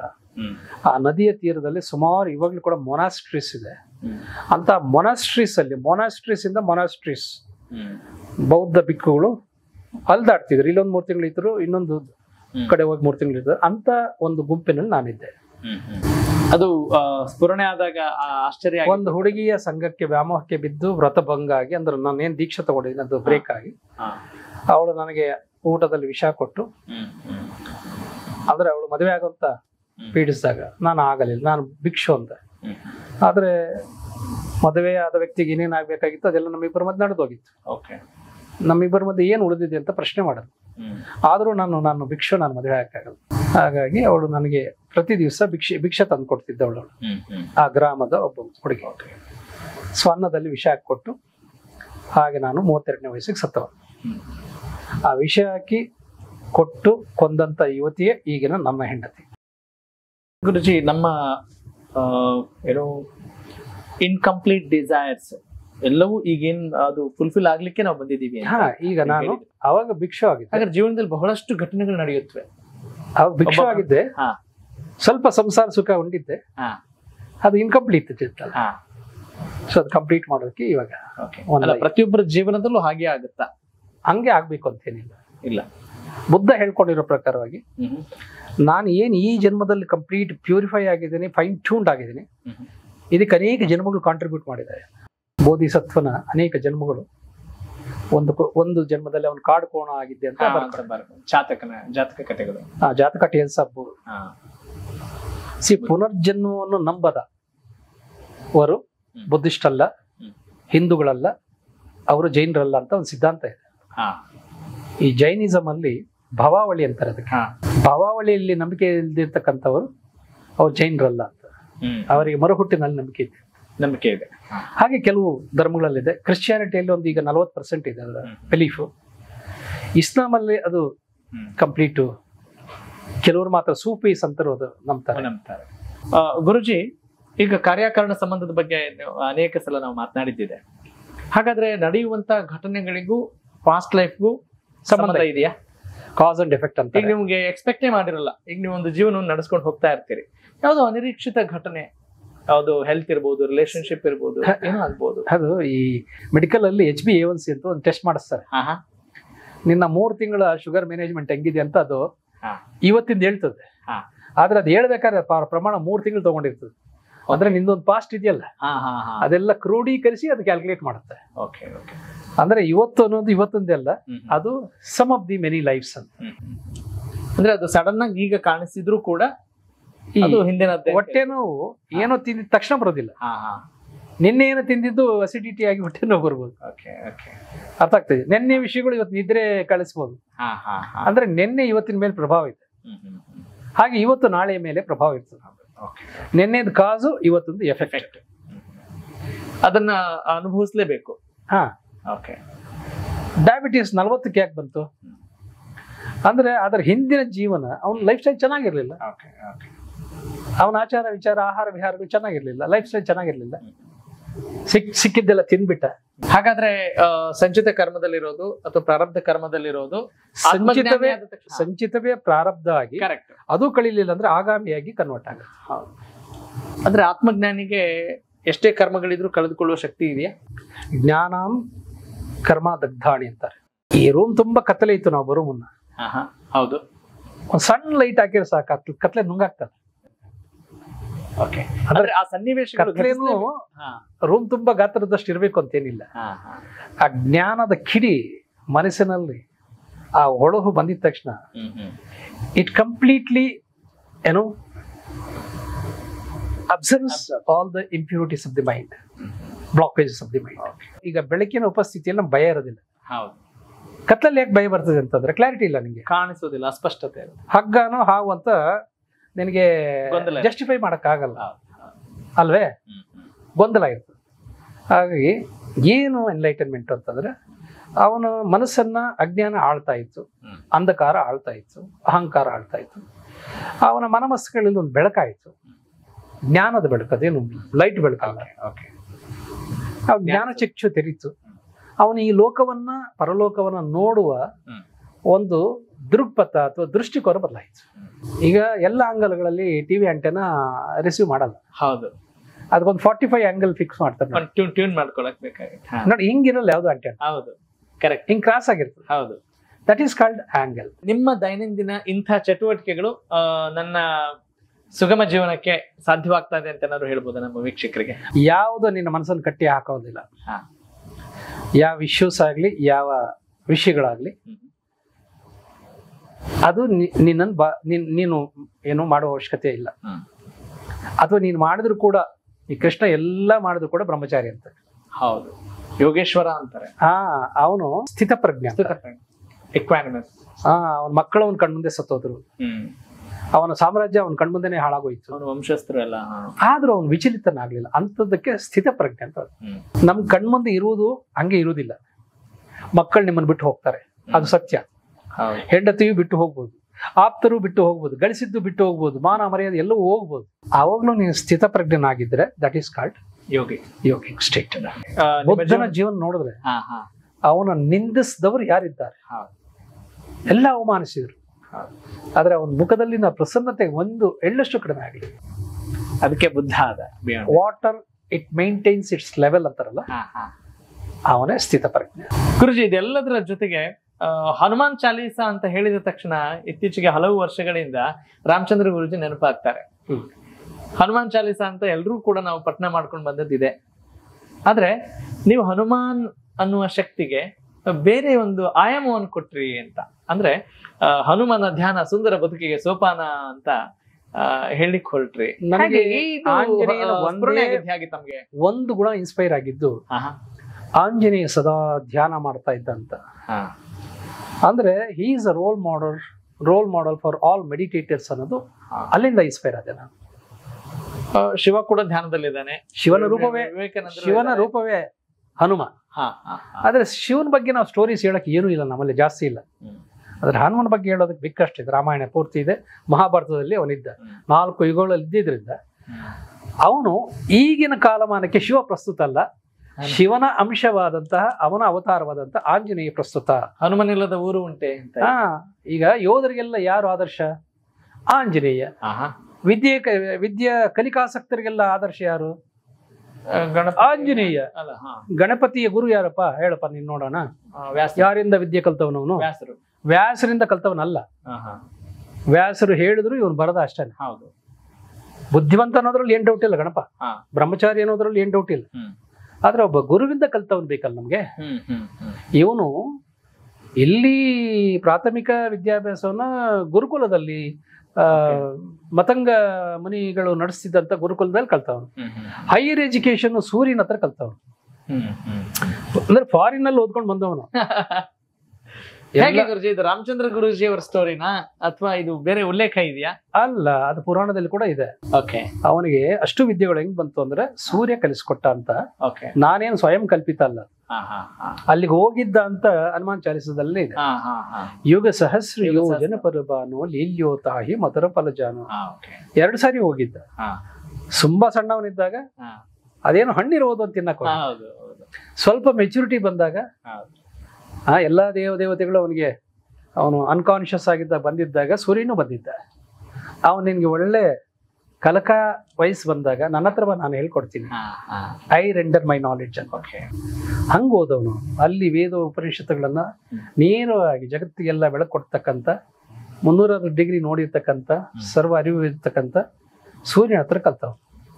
ಹನುಮಾನ್ ಹೇಗೆ ಪ್ರೇರಣೆ ಆದ ಗುರುಜಿ ತಮ್ಗೆ? ನೋಡಿ, ಅವನು ಯಾರಿಗೆ ಇನ್ಸ್ಪಿರೇಷನ್ ಅಲ್ಲ, ಅವನು ಭಕ್ತ ಹೌದು, ಜ್ಞಾನಿ ಹೌದು, ಯೋಗಿ ಹೌದು. ಅವನ ಜೀವನದಲ್ಲಿ ಅವನು ನಿರ್ವಹಿಸಿದ ಎಲ್ಲ ಪಾತ್ರಗಳನ್ನ 100ಕ್ಕೆ 100ರಷ್ಟು ಪರಿಪೂರ್ಣವಾಗಿ, ಡೆಡಿಕೇಟೆಡ್ ಆಗಿ, ಮೇಲಾಗಿ, ನಿಸ್ವಾರ್ಥವಾಗಿ, without expectation. That's very important. ಕರ್ಮಣ್ಯೇವಾಧಿಕಾರ ಮಾ ಫಲೇಶ ಅವನಿಗೆ ಅನ್ವಯಿಸ್ತದೆ. ನಾವು ಏನೇ ಮಾಡಿದ್ರು ಕೂಡ ಫಲಾಪೇಕ್ಷೆ ಇರುತ್ತೆ, ಹೌದಲ್ವಾ?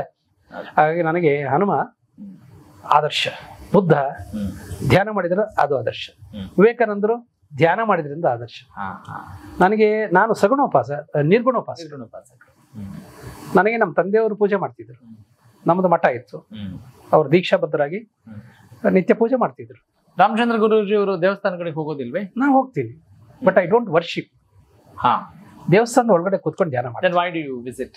ದೇವಸ್ಥಾನದ ಒಳಗಡೆ ಕುತ್ಕೊಂಡು ಅಲ್ಲಿ ಒಂದು ಸೂದಿಂಗ್ ಒಂದು ವೈಬ್ಸ್ ಇರುತ್ತೆ, ಪಾಸಿಟಿವ್ ವೈಬ್ಸ್ ಇದೆ ಅಂತ. ಅಲ್ಲಿ ಕೂತಾಗ ಮನಸ್ಸು ಆಟೋಮೆಟಿಕ್ ಸ್ವಿಚ್ ಆಫ್ ಆಗ್ತದೆ. ಅರ್ಲಿಯರ್ ಡೇಸ್ ಅವು ಮೆಡಿಟೇಟಿವ್ ಸೆಂಟರ್ಸ್ ಆಗಿದ್ವು. ಲೇಟರ್ ಆನ್ ಅದು ಧ್ಯಾನ ಮಂದಿರ, ಪೂಜಾ ಮಂದಿರ, ಪ್ರಾರ್ಥನಾ ಮಂದಿರಗಳಾಗಿದ್ವು. ಆಮೇಲೆ ಪ್ರಾರ್ಥನೆ ಬಿಕೇಮ್ ಪೂಜೆ. ಅಂದ್ರೆ ಅದು ಸಗುಣವೂ ಹೌದು. ಅದು ಕೆಲವರಿಗೆ ಆ ಮೂಲಕ ಹೋಗ್ತಾರೆ ಅವರು. ಸಗುಣೋಪಾಸನೆಯಿಂದ ನಿರ್ಗುಣೋಪಾಸನೆಗೆ ಬರ್ತಾರೆ. ರಾಮಕೃಷ್ಣ ಪರಮಹಂಸರು ಸಗುಣೋಪಾಸನೆ ಮಾಡ್ಕೊಂಡು ಧ್ಯಾನಕ್ಕೆ ಕೂರ್ತಿದ್ರು, ಆಳ ಸಮಾಧಿ ಕೊಟ್ಟೋಗ್ತಾ ಇದ್ರು. ರಾಮಕೃಷ್ಣ ಪರಮಹಂಸರು ಸಗುಣೋಪಾಸನೆ ಮೂಲಕ ನಿರ್ಗುಣತ್ವವನ್ನು ಅನುಭವಿಸ್ತಾ ಇದ್ರು. ಆದ್ರೆ ವಿವೇಕಾನಂದರಿಗೆ ಸೂಕ್ಷ್ಮತೆ ಇತ್ತು. ಇದೇನ್ ಬೇಕಾಗಿಲ್ಲ, I know how to swim without any support. ಆತ್ಮವಿಶ್ವಾಸದಿಂದ ನೀರಿಗೆ ಬೀಳೋದು. ಇಲ್ಲಂದ್ರೆ ನಿಂಗೆ ಒಂದು ಜಾಕೆಟ್ ಬೇಕು. ಈ ಸಗುಣ ಅನ್ನೋದು ಒಂದು ಜಾಕೆಟ್ ಇದ್ದಾಗ ಕೊನೆಗೆ ಅದನ್ನು ಕೂಡ ಅದು ಕಳಿಸ್ಬೇಕಾದ್ದೆ. ನೀನ್ ಯಾವಾಗ್ಲೂ ಜಾಕೆಟ್ ಹಾಕೊಂಡು ಈಸ್ತೀನಿ ಅಂತಂದ್ರೆ ಸುಖ ಬರೋದಿಲ್ಲ. ಆಮೇಲೆ ಕುಂಡಲಿನಿ ಜಾಗೃತಿಯ ಬಗ್ಗೆ ಕೂಡ ಬಹಳಷ್ಟು ಕಾರ್ಯಕ್ರಮಗಳನ್ನ ಮಾಡ್ತೀವಿ. ಅದು ಕೂಡ ಇನ್ಸ್ಪಿರೇಷನ್ ಶಿವ. ಅದು ಆ ಮಿಸ್ಟ್ರಿ ನಂಗೆ ರಿವೀಲ್ ಆಯ್ತು ಧ್ಯಾನದಲ್ಲಿ. ಇದೆಲ್ಲಿಂದ ಆರಿಜಿನ್ ಆಗಿ ಬಂತು, ಇದನ್ನು ಯಾವುದೇ ಗುರುಗಳ ಮುಖೇನ ಇಲ್ಲ ಇಲ್ಲ ಇಲ್ಲ, ನಾನು ಆ ಗ್ರಂಥಗಳೆಲ್ಲ ಓದ್ದವನೇ ಅಲ್ಲ.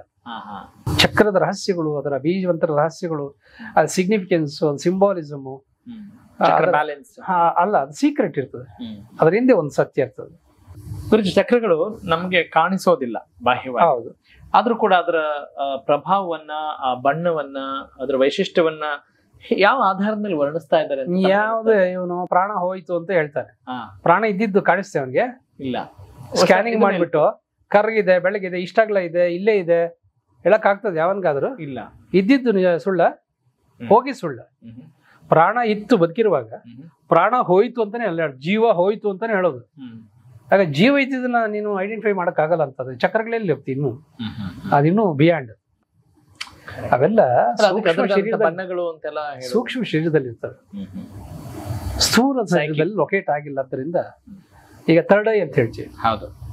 ಈ ಕಣ್ಣುಗಳಿದ್ದ ಕಡೆ ಸ್ಕಲಿಟಿನ್ ಅಲ್ಲಿ 2 ಹೋಲ್ ಇರ್ತವೆ. ಥರ್ಡ್ ಐ ಇದ್ರೆ ಇಲ್ಲಿ ಒಂದು ಹೋಲ್ ಇರ್ಬೇಕಾಗಿತ್ತಲ್ಲ? ಕರೆಕ್ಟ್. ಇಲ್ವಲ್ಲ, ಥರ್ಡ್ ಐ ಬುರುಡೆ ಇಲ್ಲ, ಇಲ್ಲ. It is located inside the psyche body. ಆದ್ರೆ ಇಲ್ಲಿ ಸ್ಪರ್ಶ ಮಾಡುವ ವಿಶೇಷತೆ ಇದೆಯಲ್ಲ, 7 ಬಾಡೀಸ್ ಇದೆ. ಸ್ವಿಚ್ ಇದು. This is the switch. Switch point. Physically ಇದು ಸ್ವಿಚ್. ಅದು ಕರೆಕ್ಟ್. ಸ್ವಿಚ್ ಅಲ್ಲಿ ಇರ್ತದೆ ಯಾವಾಗಲೂ ಕೂಡ, ಲೈಟ್ ಎತ್ತರದಲ್ಲಿ ಇರ್ತದೆ. ಹೌದು. ಒಂದು ಲೈಟ್ ಇದೆ ಅಂದ್ರೆ ಅದು ಪ್ಯಾರಲಲ್ ಸ್ವಿಚ್ ಪಾಯಿಂಟ್. ಈ ಚಕ್ರಗಳ ಭೌತಿಕ ಶರೀರದಲ್ಲಿ ಸ್ವಿಚ್ ಪಾಯಿಂಟ್ಸ್. ಅದನ್ನ ಆಕ್ಟಿವೇಟ್ ಮಾಡಿದ್ರೆ ಇನ್ನೆಲ್ಲ ಬೆಳಕಾಗುತ್ತೆ. ಅಂದ್ರೆ ಈಗ ಬಣ್ಣಗಳನ್ನೆಲ್ಲ ತಾವು ಅನುಭವಿಸಿದ್ದಿದೆಯಾ? ನೋಡಪ್ಪ, ಪ್ರಕೃತಿಯಲ್ಲಿ ಸೃಷ್ಟಿ ಮಾಡಿರ್ತಕ್ಕಂಥ ವಿಬ್ಗೈರ್ ಇಂದ ಇನ್ಸ್ಪೈರ್ ಆದ. ಹೌದು. ಎನರ್ಜಿ ಹ್ಯಾಸ್ ಅ ಕಲರ್ ಅಂತ ಸೈನ್ಸ್ ಹೇಳುತ್ತೆ. ಕರೆಕ್ಟ್. ಸೂರ್ಯ ರಶ್ಮಿ ನಮಗೆ ಬೆಳ್ಳಿ ಕಾಣುತ್ತೆ. ಹೌದು. ಸ್ಪೆಕ್ಟ್ರಮ್ ಅಲ್ಲಿ ಬಿಟ್ರೆ ಅದು ಕಾಮನ ಬೆಳ್ಳಿ 7 ಬರೋದು. ಅಂದ್ರೆ ಸೂರ್ಯ ರಶ್ಮಿಯಲ್ಲಿ 7 ವರ್ಣಗಳು ಅಡಗಿವೆ. ಸಪ್ತಾಶ್ವ, 7 ಕುದುರೆಗಳು ಅನ್ನೋದು ಅದೇನೆ. ಕರೆಕ್ಟ್. ಸಪ್ತವರ್ಣ, ಸಪ್ತದ್ವೀಪ, ಸಪ್ತಸ್ವರ. ಸಪ್ತ ಅನ್ನೋದು ವೆರಿ ಸಿಂಬಾಲಿಸಮ್. ಸಪ್ತರ್ಷಿಗಳು, ಸಪ್ತರ್ಷಿ ಮಂಡಲ, ಸಪ್ತ ಸಾಗರಗಳು, ಸಪ್ತ ಖಂಡಗಳು, 7 ಕೊಳಲು, 7 ತೂತುಗಳು. ಏನು ಅವನಿಗೆ ಆಕ್ಟಿವೇಟ್ ಆಗಿತ್ತು ಅನ್ನೋದಕ್ಕೆ ಆ ಪಿಳ್ಳಂಗೋವಿನ ಯಾಕೆ ಇಟ್ಕೊಂಡಿದ್ರು ಅಂತಂದ್ರೆ ಅದಕ್ಕೆ 7 ಹೋಲ್ ಇದೆ. ನಮ್ಗೆ ಬೆನ್ನುಮೂಳೆಯನ್ನು ರೆಪ್ರೆಸೆಂಟ್ ಮಾಡ್ತದೆ, ಮೇರುದಂಡವನ್ನ ರೆಪ್ರೆಸೆಂಟ್ ಮಾಡ್ತದೆ. ಅಂದ್ರೆ ಮೇರುದಂಡದಲ್ಲಿ ಎಲ್ಲ ವಿದ್ಯೆಯನ್ನ ಎಲ್ಲರೂ ಅಭ್ಯಾಸ ಮಾಡಬೇಕು ಅನ್ನೋ ನಿಯಮ ಇದೆಯಾ? To get the ultimate happiness ಅಲ್ಲ, ಮ್ಯಾಂಡೇಟರಿ ಇಲ್ಲ. ಎಲ್ರು ಧ್ಯಾನ ಮಾಡ್ಬೇಕು ಅಂತ ಎಲ್ಲ ಶಾಸನ ಇದೆಯೇನು? ಎಲ್ರು ಪೂಜೆ ಮಾಡ್ಬೇಕು ಅಂತ ಶಾಸನ ಇದೆಯೇನು? ಅದು ಪ್ಯೂರ್ಲಿ ಪರ್ಸನಲ್. ಯಾವನಿಗೆ ಇಷ್ಟ ಇದೆಯಾ ಅವನು ಪರ್ಸನಲ್ ಲೈಫಲ್ಲಿ ಬರ್ತದೆ. ಅದು ಫ್ಯಾಮಿಲಿ ಲೈಫಲ್ಲಿ ಬರೋದಿಲ್ಲ, ಪ್ರೊಫೆಷನಲ್ ಲೈಫಲ್ಲಿ ಬರೋದಿಲ್ಲ. Professional it is not mandatory. Even ಆಸಾನ್ ಈಸ್ ನಾಟ್ ಮ್ಯಾಂಡೇಟರಿ. ಅದೇನು ಅಧಿಕೃತ ಶಾಸನ ಅಲ್ಲ ಅದು. ಓಕೆ. ಆದ್ರೂ ಅದು ರಿಲಿಜಿಯಸ್ ಮ್ಯಾಂಡೇಟರಿ ಅಷ್ಟೇ. ಕೋರ್ಟ್ ಹೇಳೋದಿಲ್ಲ ನೀನ್ ಪ್ರೇಯರ್ ಮಾಡ್ಬೇಕು ಅಂತ. ಅರ್ಥ ಆಗ್ತಾ ಇದೆಯಾ? ನೀನ್ ಪ್ರೇಯರ್ ಮಾಡಿದ್ರೆ ನೀನ್ ಮುಸ್ಲಿಂ ಅಲ್ಲ ಹೇಳೋದಿಲ್ಲ. ಅದು ಅವನು ಅದು ಅಲ್ಲ, ರಿಲಿಜಿಯಸ್ ಮ್ಯಾಂಡೇಟರಿ. ನಾನು ಧ್ಯಾನ ಮಾಡ್ಬೇಕು, ನಾನು ಪೂಜೆ ಮಾಡ್ಬೇಕು, ನಾನು ವ್ರತ ಮಾಡ್ಬೇಕು, ಇದೆಲ್ಲ ಯಾರು ಹೇರಕ್ ಆಗೋದಿಲ್ಲ. ಹೇಳ್ಬೋದು, ಹೇರಕ್ ಆಗೋದಿಲ್ಲ. ಈಗ ಎಷ್ಟೋ ಜನರು ಆಸೆ ಆಕಾಂಕ್ಷೆಗಳನ್ನ ಇಟ್ಕೊಂಡಿರ್ತಾರೆ. ಗುರುಜಿಯಿಂದ ಒಂದಿಷ್ಟು ಸಂಕಲ್ಪ ಸಿದ್ಧಿಗೆ ಸಲಹೆ ಬೇಕು ಅಂತ. What is manifestation? ಸೀಕ್ರೆಟ್ ಏನು ಅಂತಂದ್ರೆ, ಯಾವುದೇ ಮಟ್ಟೆ ತಾನೇ ಹ್ಯಾಚ್ ಆಗೋದಿಲ್ಲ ಅಂತ ಒಂದು ಸೈನ್ಸ್ ಹೇಳುತ್ತೆ. ಅವರೇ ಬೀಜ ಅಥವಾ ಉದ್ದಿನ ಬೀಜ ಅಥವಾ ಕಡಲೆ ಬೀಜ ಅದ್ 100 ವರ್ಷ ಮೂಟೆಯಲ್ಲಿ ಕಟ್ಟಿ ಇಟ್ರು ಅದು ಮರ ಆಗೋದಿಲ್ಲ, ಗಿಡ ಆಗೋದಿಲ್ಲ, ಫಲ ಕೊಡೋದಿಲ್ಲ. ಆ ಪ್ರೋಸೆಸ್ ಏನೋ ಭೂಮಿಗೆ ಹಾಕ್ಲೇಬೇಕದು, ಫಲವತ್ತಾದ ಭೂಮಿಗೆ. ಬೀಜ ತಾನಾಗೆ ಒಂದು ಇದು ಅದು ಇನ್ನೊಂದು ಸಂಪರ್ಕಕ್ಕೆ ಬರ್ಬೇಕು. ಈವನ್ ಮೊಟ್ಟೆ ತೀರಿ ಅದನ್ನೇ ಕಾವು ಕೊಡ್ಬೇಕು. ಇನ್ಕ್ಯುಬೇಷನ್ ಅಂತ. ಈಗ ಸಂಕಲ್ಪಗಳು ಮೊಟ್ಟೆಗಳು, ದೇರ್ ಲೈಕ್ ಎ ಸೀಡ್ಸ್. ಅದಕ್ಕೆ ಕಾವು ಕೊಡ್ಬೇಕು. ಕಾವು ಅನ್ನೋದೇ ತಪಸ್ಸು. ಅದು ಆಲ್ರೆಡಿ ಸೃಷ್ಟಿಯಾಗಿದೆ ಅಂತಕ್ಕಂಥ ಒಂದು ಕಲ್ಪನಾ ಭಾವನೆಯನ್ನ ಮನಸ್ಸಿನಲ್ಲಿ ಬಿತ್ತೋದು, ಅದೇ ಇನ್ಕ್ಯುಬೇಷನ್. ಅದಕ್ಕೆ ನೀರು ಗೊಬ್ಬರ ಏನು ಅಂತಂದ್ರೆ ಕಲ್ಪನೆ ಭಾವನೆ. ಎಲ್ರಿಗೂ ಮನೆ ಕಟ್ಟಬೇಕು ಅನ್ನೋ ಡಿಸೈರ್ ಇದೆ, ಬಟ್ ಯಾಕೆ ಮ್ಯಾನಿಫೆಸ್ಟ್ ಆಗೋದಿಲ್ಲ? Correct. I was going to ask you. ನಿನ್ಗೆ ಸ್ಪಷ್ಟವಾದ ಪರಿಕಲ್ಪನೆ ಇಲ್ಲ, ಬ್ಲೂ ಪ್ರಿಂಟ್ ಇಲ್ಲ ನಿನ್ನಲ್ಲಿ. ಈಗ ಎಷ್ಟೋ ಕಲ್ತಂತವ್ರು ವಿಜುವಲೈಸೇಷನ್ ಇರ್ಬೋದು, ಅಫರ್ಮೇಷನ್ಸ್ ಹೇಳೋದಿರ್ಬೋದು, ಅಷ್ಟೆಲ್ಲ ಮಾಡಿಕೊಂಡ್ರು ಕೂಡ ನಾವು ಅಂದುಕೊಂಡಂತ ಆಸೆ ಈಡೇರಿಲ್ಲ ಅಂತ ಹೇಳಿ ಕಾರಣ ಏನಂತಂದ್ರೆ ನೀನು ಮಾಡುವ ಕ್ರಮದಲ್ಲಿ ದೋಷ ಇದೆಯೇ ಹೊರತು ಆ ಥಿಯರಿಯಲ್ಲಿ ಏನು ಪ್ರಾಸೆಸ್ ಅಲ್ಲಿ ಇಲ್ಲ. ಆ ಥಿಯರಿಯಲ್ಲಿ ಅರ್ಥ ಆಗ್ತಾ ಇದೆಯಾ? ನಾನು ಸಂಸಾರ ಮಾಡ್ತಾ ಇದ್ದೀನಿ ಮಕ್ಕಳಾಗ್ಲಿಲ್ಲ ಅಂತಂದ್ರೆ ನಿನ್ನಲ್ಲಿ ಏನೋ ದೋಷ ಇದೆ.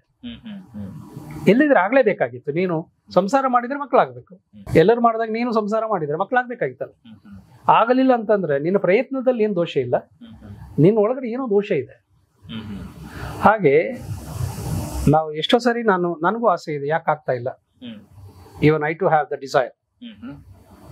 ಓಕೆ, ನಾನು ಈ ಜರ್ನಿಯಲ್ಲಿ ಆ 7.5 ವರ್ಷದ ನಂತರ ಏನು ಮ್ಯಾನಿಫೆಸ್ಟ್ ಮಾಡ್ಕೊಂಡಿರ್ಲಿಲ್ಲ. ಆ ನಂತರ ನನಗೆ ಈ ಸೈನ್ಸ್, ಸಂಮೋಹಿನಿ ಸೈನ್ಸ್ ಹೆಲ್ಪ್ ಆಯ್ತು. ಅಧ್ಯಾತ್ಮ ಅಂತಂದ್ರೆ ಹೊಲ ಉಳ್ಳೋದು, ಹಸರು ಮಾಡೋದು, ಬೀಜ ಹಾಕದೆ ಬಿಟ್ಬಿಡೋದು. ಸಂಮೋಹಿನಿ ಅಂತಂದ್ರೆ ಹೊಲ ಉಳ್ಳೋದು, ಹಸರು ಮಾಡೋದು, ಅದಕ್ಕೊಂದು ಬೀಜ ಹಾಕೋದು. ಇದು ಕಲ್ಪನೆ.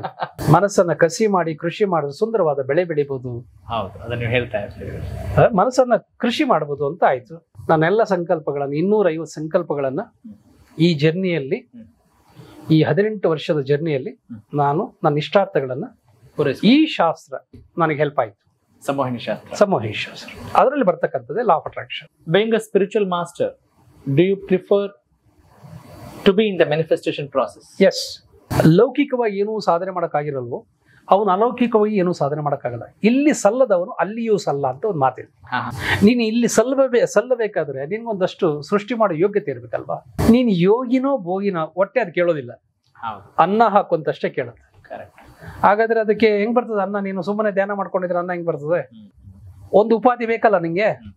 ಅದು ಪ್ರವಚನ ಇರ್ಬೋದು, ಏನೂ ಇರ್ಬೋದು.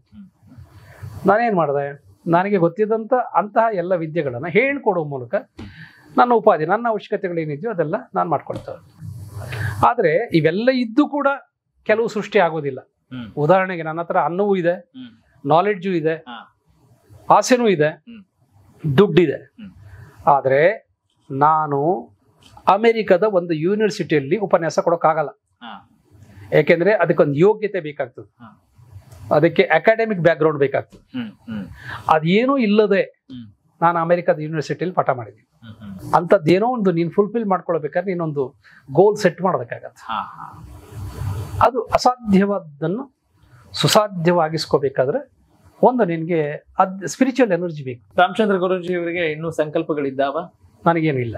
ಸತ್ಯ ಏನು ಅಂತಂದ್ರೆ ಕೆಲವೇ ತಿಂಗಳುಗಳಿಂದ ಇದೇ ವರ್ಷದಲ್ಲಿ ನಾನು 2 ಎಕರೆ ಜಮೀನು ಮಾರಾಕ್ತೆ. ಇಂಟ್ರೆಸ್ಟಿಂಗ್. ಅಂದ್ರೆ ಆಸ್ತಿ ಮಾಡೋ ವ್ಯಾಮೋಹ ಆಗ್ಲಿ, ಹಣ ಕೂಡಿಟ್ಟು 5 ಜನರೇಷನ್ ಮಾಡಿ ಇಟ್ಟು ಹೋಗ್ಬೇಕು. ಕುಟುಂಬಸ್ಥರಿಗೆ ಬೇಕು ಅನ್ನುವ ಹಂಬಲ ಇಲ್ಲ. ಉಪಾಧಿಗೆ ಎಷ್ಟು ಬೇಕು, ಇರೋದಕ್ಕೊಂದು ವಸತಿ ಬೇಕು, ಖರ್ಚಿಗೆ ಕಾಸು ಬೇಕು, ಓಡಾಡಕ್ಕೊಂದು ವಾಹನ ಬೇಕು, ಅದಕ್ಕೆ ಪೆಟ್ರೋಲ್ಗೆ ಹಾಕಕ್ಕೆ ದುಡ್ಡು ಬೇಕು. ಇಷ್ಟಕ್ಕೆ ನನಗೆ ನನ್ನ ಜ್ಞಾನಾರ್ಜನೆಯಿಂದ ನಾನು ಮಾಡ್ಕೊಳ್ತೀನಿ. ಕೈ ಚಾಚುವ ಅವಶ್ಯಕತೆ ಇಲ್ಲ. ಇವತ್ತಿಗೂ ನಾನು ಕ್ಲಾಸ್ ಮಾಡ್ತಾ ಇದ್ದೀನಿ, ರಿಟೈರ್ಡ್ ಆಗಿಲ್ಲ. ನಮಗೆ ಎಲ್ಲಿದೆ ರಿಟೈರ್ಮೆಂಟ್? ನಾನು ಕ್ಲಾಸ್ ಮಾಡಿದ್ರೆ ನಂಗೆ ಹಣ ಬರ್ತದೆ. ಹಾಗೆ ನಾನು ಜ್ಞಾನೋಪದೇಶದ ಮಾಡಿದ ಮೂಲಕ ಇನ್ ರಿಟರ್ನ್ ಏನು ಸಂಭಾವನೆ ಬರ್ತದೆ ಅಥವಾ ಗುರುದಕ್ಷಿಣೆ ಬರ್ತದೆ, ಅದರಲ್ಲಿ ನಾನು ಉಪಾಧಿಗಳನ್ನು ನಾನು ನೋಡ್ಕೊಳ್ತಾ ಇದ್ದೀನಿ. ಆರಾಮಾಗಿದ್ದೀನಿ. ಅದರಲ್ಲಿ ಸೇವ್ ಮಾಡಿ ನನಗೆ ಬಹಳ ಪ್ರಿಯವಾದ ಪರ್ಯಟನೆ, ದೇಶ ಸುತ್ತು ಅಂತ. ಕೋಶ ಓದೋದಿಲ್ಲ.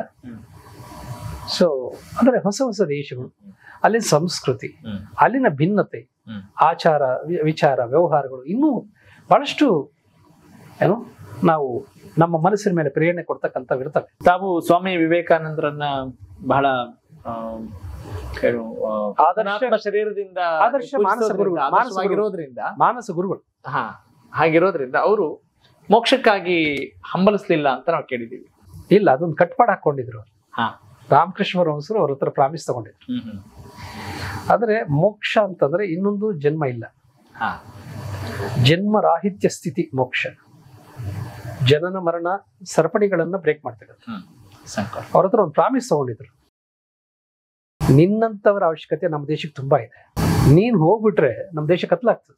ಆ ಬೆಳಕಾಗ್ಸೋದಕ್ಕೆ ನೀನ್ ಎಷ್ಟು ಜನ್ಮ ಆದ್ರೂ ತಾಳೋದಕ್ಕೆ ರೆಡಿ ಇರು ಅಂತ ಪ್ರಾಮಿಸ್ ಕೊಡು ಅಂತ ತಗೊಂಡಿದ್ರು. ಅಂದ್ರೆ ನೀನು ಅದಕ್ಕಿಂತ ಬೆಟರ್ ಫಾರ್ಮ್ ಆಗಿ ಹುಟ್ಟಿ ಬರ್ತೀಯ ಅಂತಂದ್ರೆ ಯಾಕೆ ನೀನು ಒಪ್ಕೋಬಾರ್ದು? ಈಗ ನಾನು ಈ ಜನ್ಮದಲ್ಲಿ ರಾಮಚಂದ್ರ ಗುರೂಜಿ, ಇನ್ನೊಂದು ಜನ್ಮದಲ್ಲಿ ನನಗೆ ವಿವೇಕಾನಂದಂತಹ ಜನ್ಮ ಸಿಕ್ಕಿರೆ ನಾನು ಯಾಕೆ, why should I reject my body? if I have more better option to serve humanity. Ramachandra Guruji ಅವ್ರಿಗೆ ಇದೆಯಾ ಮತ್ತೊಂದ್ಸಲ ಬರ್ಬೇಕು? ನಾನು ಇನ್ನೊಂದು ಜನ್ಮ ಆಸೆ ಇಟ್ಕೊಂಡಿದ್ದೀನಿ. ಯಾಕೆ ಇಟ್ಕೊಂಡಿದ್ದೀನಿ ಅಂತಂದ್ರೆ ಒಂದಷ್ಟು ಶಾರೀರಿಕ ಲೋಪದೋಷಗಳು, ಒಂದಷ್ಟು ಬಾಲ್ಯದ ಇನ್ಅಚೀವ್ಮೆಂಟ್ಸ್, ಅಪೂರ್ಣತೆಗಳು ಅಂತ ಹೇಳಿ, ಅದು ವಿದ್ಯಾಭ್ಯಾಸದಲ್ಲಿ ಇರ್ಬೋದು, ಅಧ್ಯಯನದಲ್ಲಿ ಇರ್ಬೋದು. ಸೊ ಒಂದಷ್ಟು ಅಪೂರ್ಣತೆಗಳು ನನ್ನನ್ನ ಅವಾಗ ಹೇಳ್ತಾರೆ ನಿಂಗೆ ಇನ್ನೂ ಒಂದು ಜನ್ಮ ಎತ್ತಿ ಕೂಡ ನೀವು ಹೋಗ್ಬೋದು. ಇವಾಗ್ಲೂ ನಾನು ಜಸ್ಟ್ ಪಾಸ್. ನಾನು if there is an opportunity to upgrade myself, why can't? So ಒಂದು ನಿಶ್ಚಯ ಮಾಡಿದ್ವಿ. ಅದಕ್ಕೆ ಯೂನಿವರ್ಸ್ ನ ಬ್ಲೆಸ್ಸಿಂಗ್ ಬೇಕಾ ಅಥವಾ ನಮ್ಮ ಇಚ್ಛೆ ಮಾತ್ರ ಸಾಕ? ನಿನ್ ಮೈಂಡ್ ಅಲ್ಲಿ ಅದು ಪ್ರೋಗ್ರಾಮ್ ಆಯ್ತು ಅಂದ್ರೆ ಅದನ್ನೇ ನೀನು ಅಟ್ರಾಕ್ಟ್ ಮಾಡ್ತೀವಿ. ಇಲ್ಲಿ ಎಂತ ಜನ್ಮ ಬೇಕು, ಹೇಗಿರಬೇಕದು, ಏನು ಸಾಧನೆ ಮಾಡಬೇಕು ಅಂತ ಎಲ್ಲ ಇವತ್ತೇ ಡಿಸೈಡ್ ಮಾಡಿರೋದ್ರಿಂದ ಅದು ಡೇಟಾದಲ್ಲಿ ಇರ್ತದೆ. ಈ ಎಕ್ಸಾಂಪಲ್ ಮೂಲಕ ನಾವು ಅರ್ಥ ಮಾಡ್ಕೊಳ್ಬಹುದು. ರಾತ್ರಿ ಮಲಗುವಾಗ ನಾವೇನು ಆಲೋಚನೆ ಇಟ್ಕೊಂಡಿರ್ತೀವಿ, ಬೆಳಿಗ್ಗೆ ಹೇಳಬೇಕು ಅಂತ ಪ್ರೋಗ್ರಾಮ್ ಮಾಡ್ಕೊಂಡು ಮಲ್ಕೊಂಡಿದ್ರೆ 4 ಗಂಟೆಗೆ ಎಚ್ಚರ ಆಗುತ್ತೆ. ಇಲ್ಲದೆ ಇದ್ರೆ 6 ಗಂಟೆಗೆ ಎಚ್ಚರ ಆಗ್ತದೆ. ಅಷ್ಟೇ ನಾನು ಹೇಳ್ತಾ ಇರೋದು. ಅಂದ್ರೆ ನಿತ್ಯ ಮರಣ ನಿತ್ಯ ಜನ ಪ್ರೋಗ್ರಾಮ್ ಮಾಡಿದ್ರೆ ನಿಂಗೆ ಯಾವಾಗ ಬೇಕೋ ಹೆಂಗ್ ಬೇಕೋ ಆ ರೂಪದಲ್ಲಿ ಆಗ್ತದೆ. ಇಲ್ಲಂದ್ರೆ ಸಹಜ ಅಂತಂದ್ರೆ ಅದು 8 ಗಂಟೆಗೆ ಆದ್ರೂ ಎಚ್ಚರ ಆಗ್ಬೋದು, 7 ಗಂಟೆಗೆ ಅದಕ್ಕೇನು ಟೈಮ್ ಇರೋದಿಲ್ಲ. ನ್ಯಾಚುರಲ್ ವೇಕಪ್ ಸ್ಟೇಟ್ ಅಂತ ಬೇರೆ ಇರ್ತದೆ. ಆದ್ರೆ ಪ್ರೋಗ್ರಾಮ್ಡ್ ವೇಕಪಿಂಗ್ ಸ್ಟೇಟ್ ಅಂತ mind alarm biological clock set ಮಾಡಿ ನಾನು ಅಂದ್ಕೊಂಡಿದ್ದೆಲ್ಲ ಆಗಿದೆ. ಅದು ಸಾಕ್ಷಿ. ಅದು ಅಂದ್ರೆ 250 ಮ್ಯಾನಿಫೆಸ್ಟ್ ಆಗಿದೆ ಅಂತಂದ್ರೆ ಇದು ಕೊನೆಯದು. ಅದು ಯಾಕೆ ಮ್ಯಾನಿಫೆಸ್ಟ್ ಆಗೋದಿಲ್ಲ? ನಮಗೆಲ್ಲ ಮುಂಚೆ ಬೇರೆಯವರಿಗೆ ಅದು ಅಸಾಧ್ಯ. ನಾನು ಹೇಳುವ ಕೆಲವು ವಿಚಾರಗಳು ಅದು ಇಂಪಾಸಿಬಲ್ ಕೂಡ. ಅಂಡ್ ನಾವೇ ಬಹಳಷ್ಟು ಸಲ ಮಾತನಾಡಿದ್ವಿ. ನಾನು 3 ಸಲ ತತ್ತಿದ್ದೀನಿ ಅಂತ ಹೇಳಿದ್ರಿ, ಆ ಕೂಡ ಶೇರ್ ಮಾಡ್ಕೊಂಡಿದ್ರಿ. You know how to leave your body joyfully. ಅದು ನನ್ನ ಕೈಲಿ ಇರ್ಲಿಲ್ಲ.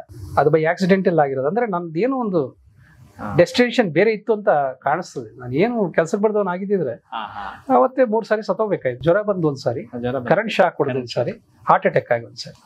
ಎಸ್ ಗುರುಜಿ, ಇಲ್ಲಿ ಬಹಳಷ್ಟು ವಿಚಾರಗಳನ್ನ ಮಾತನಾಡ್ತಾ ಹೋದ್ರು ಕೂಡ ಇನ್ನಷ್ಟು ಹೊಸ ಹೊಸ ಜ್ಞಾನ ಸುಧೆ ನಿಮ್ಮಿಂದ ಸಿಗುತ್ತೆ ಅನ್ನೋ ಒಂದು ವಿಶ್ವಾಸ ನನಗಿದೆ.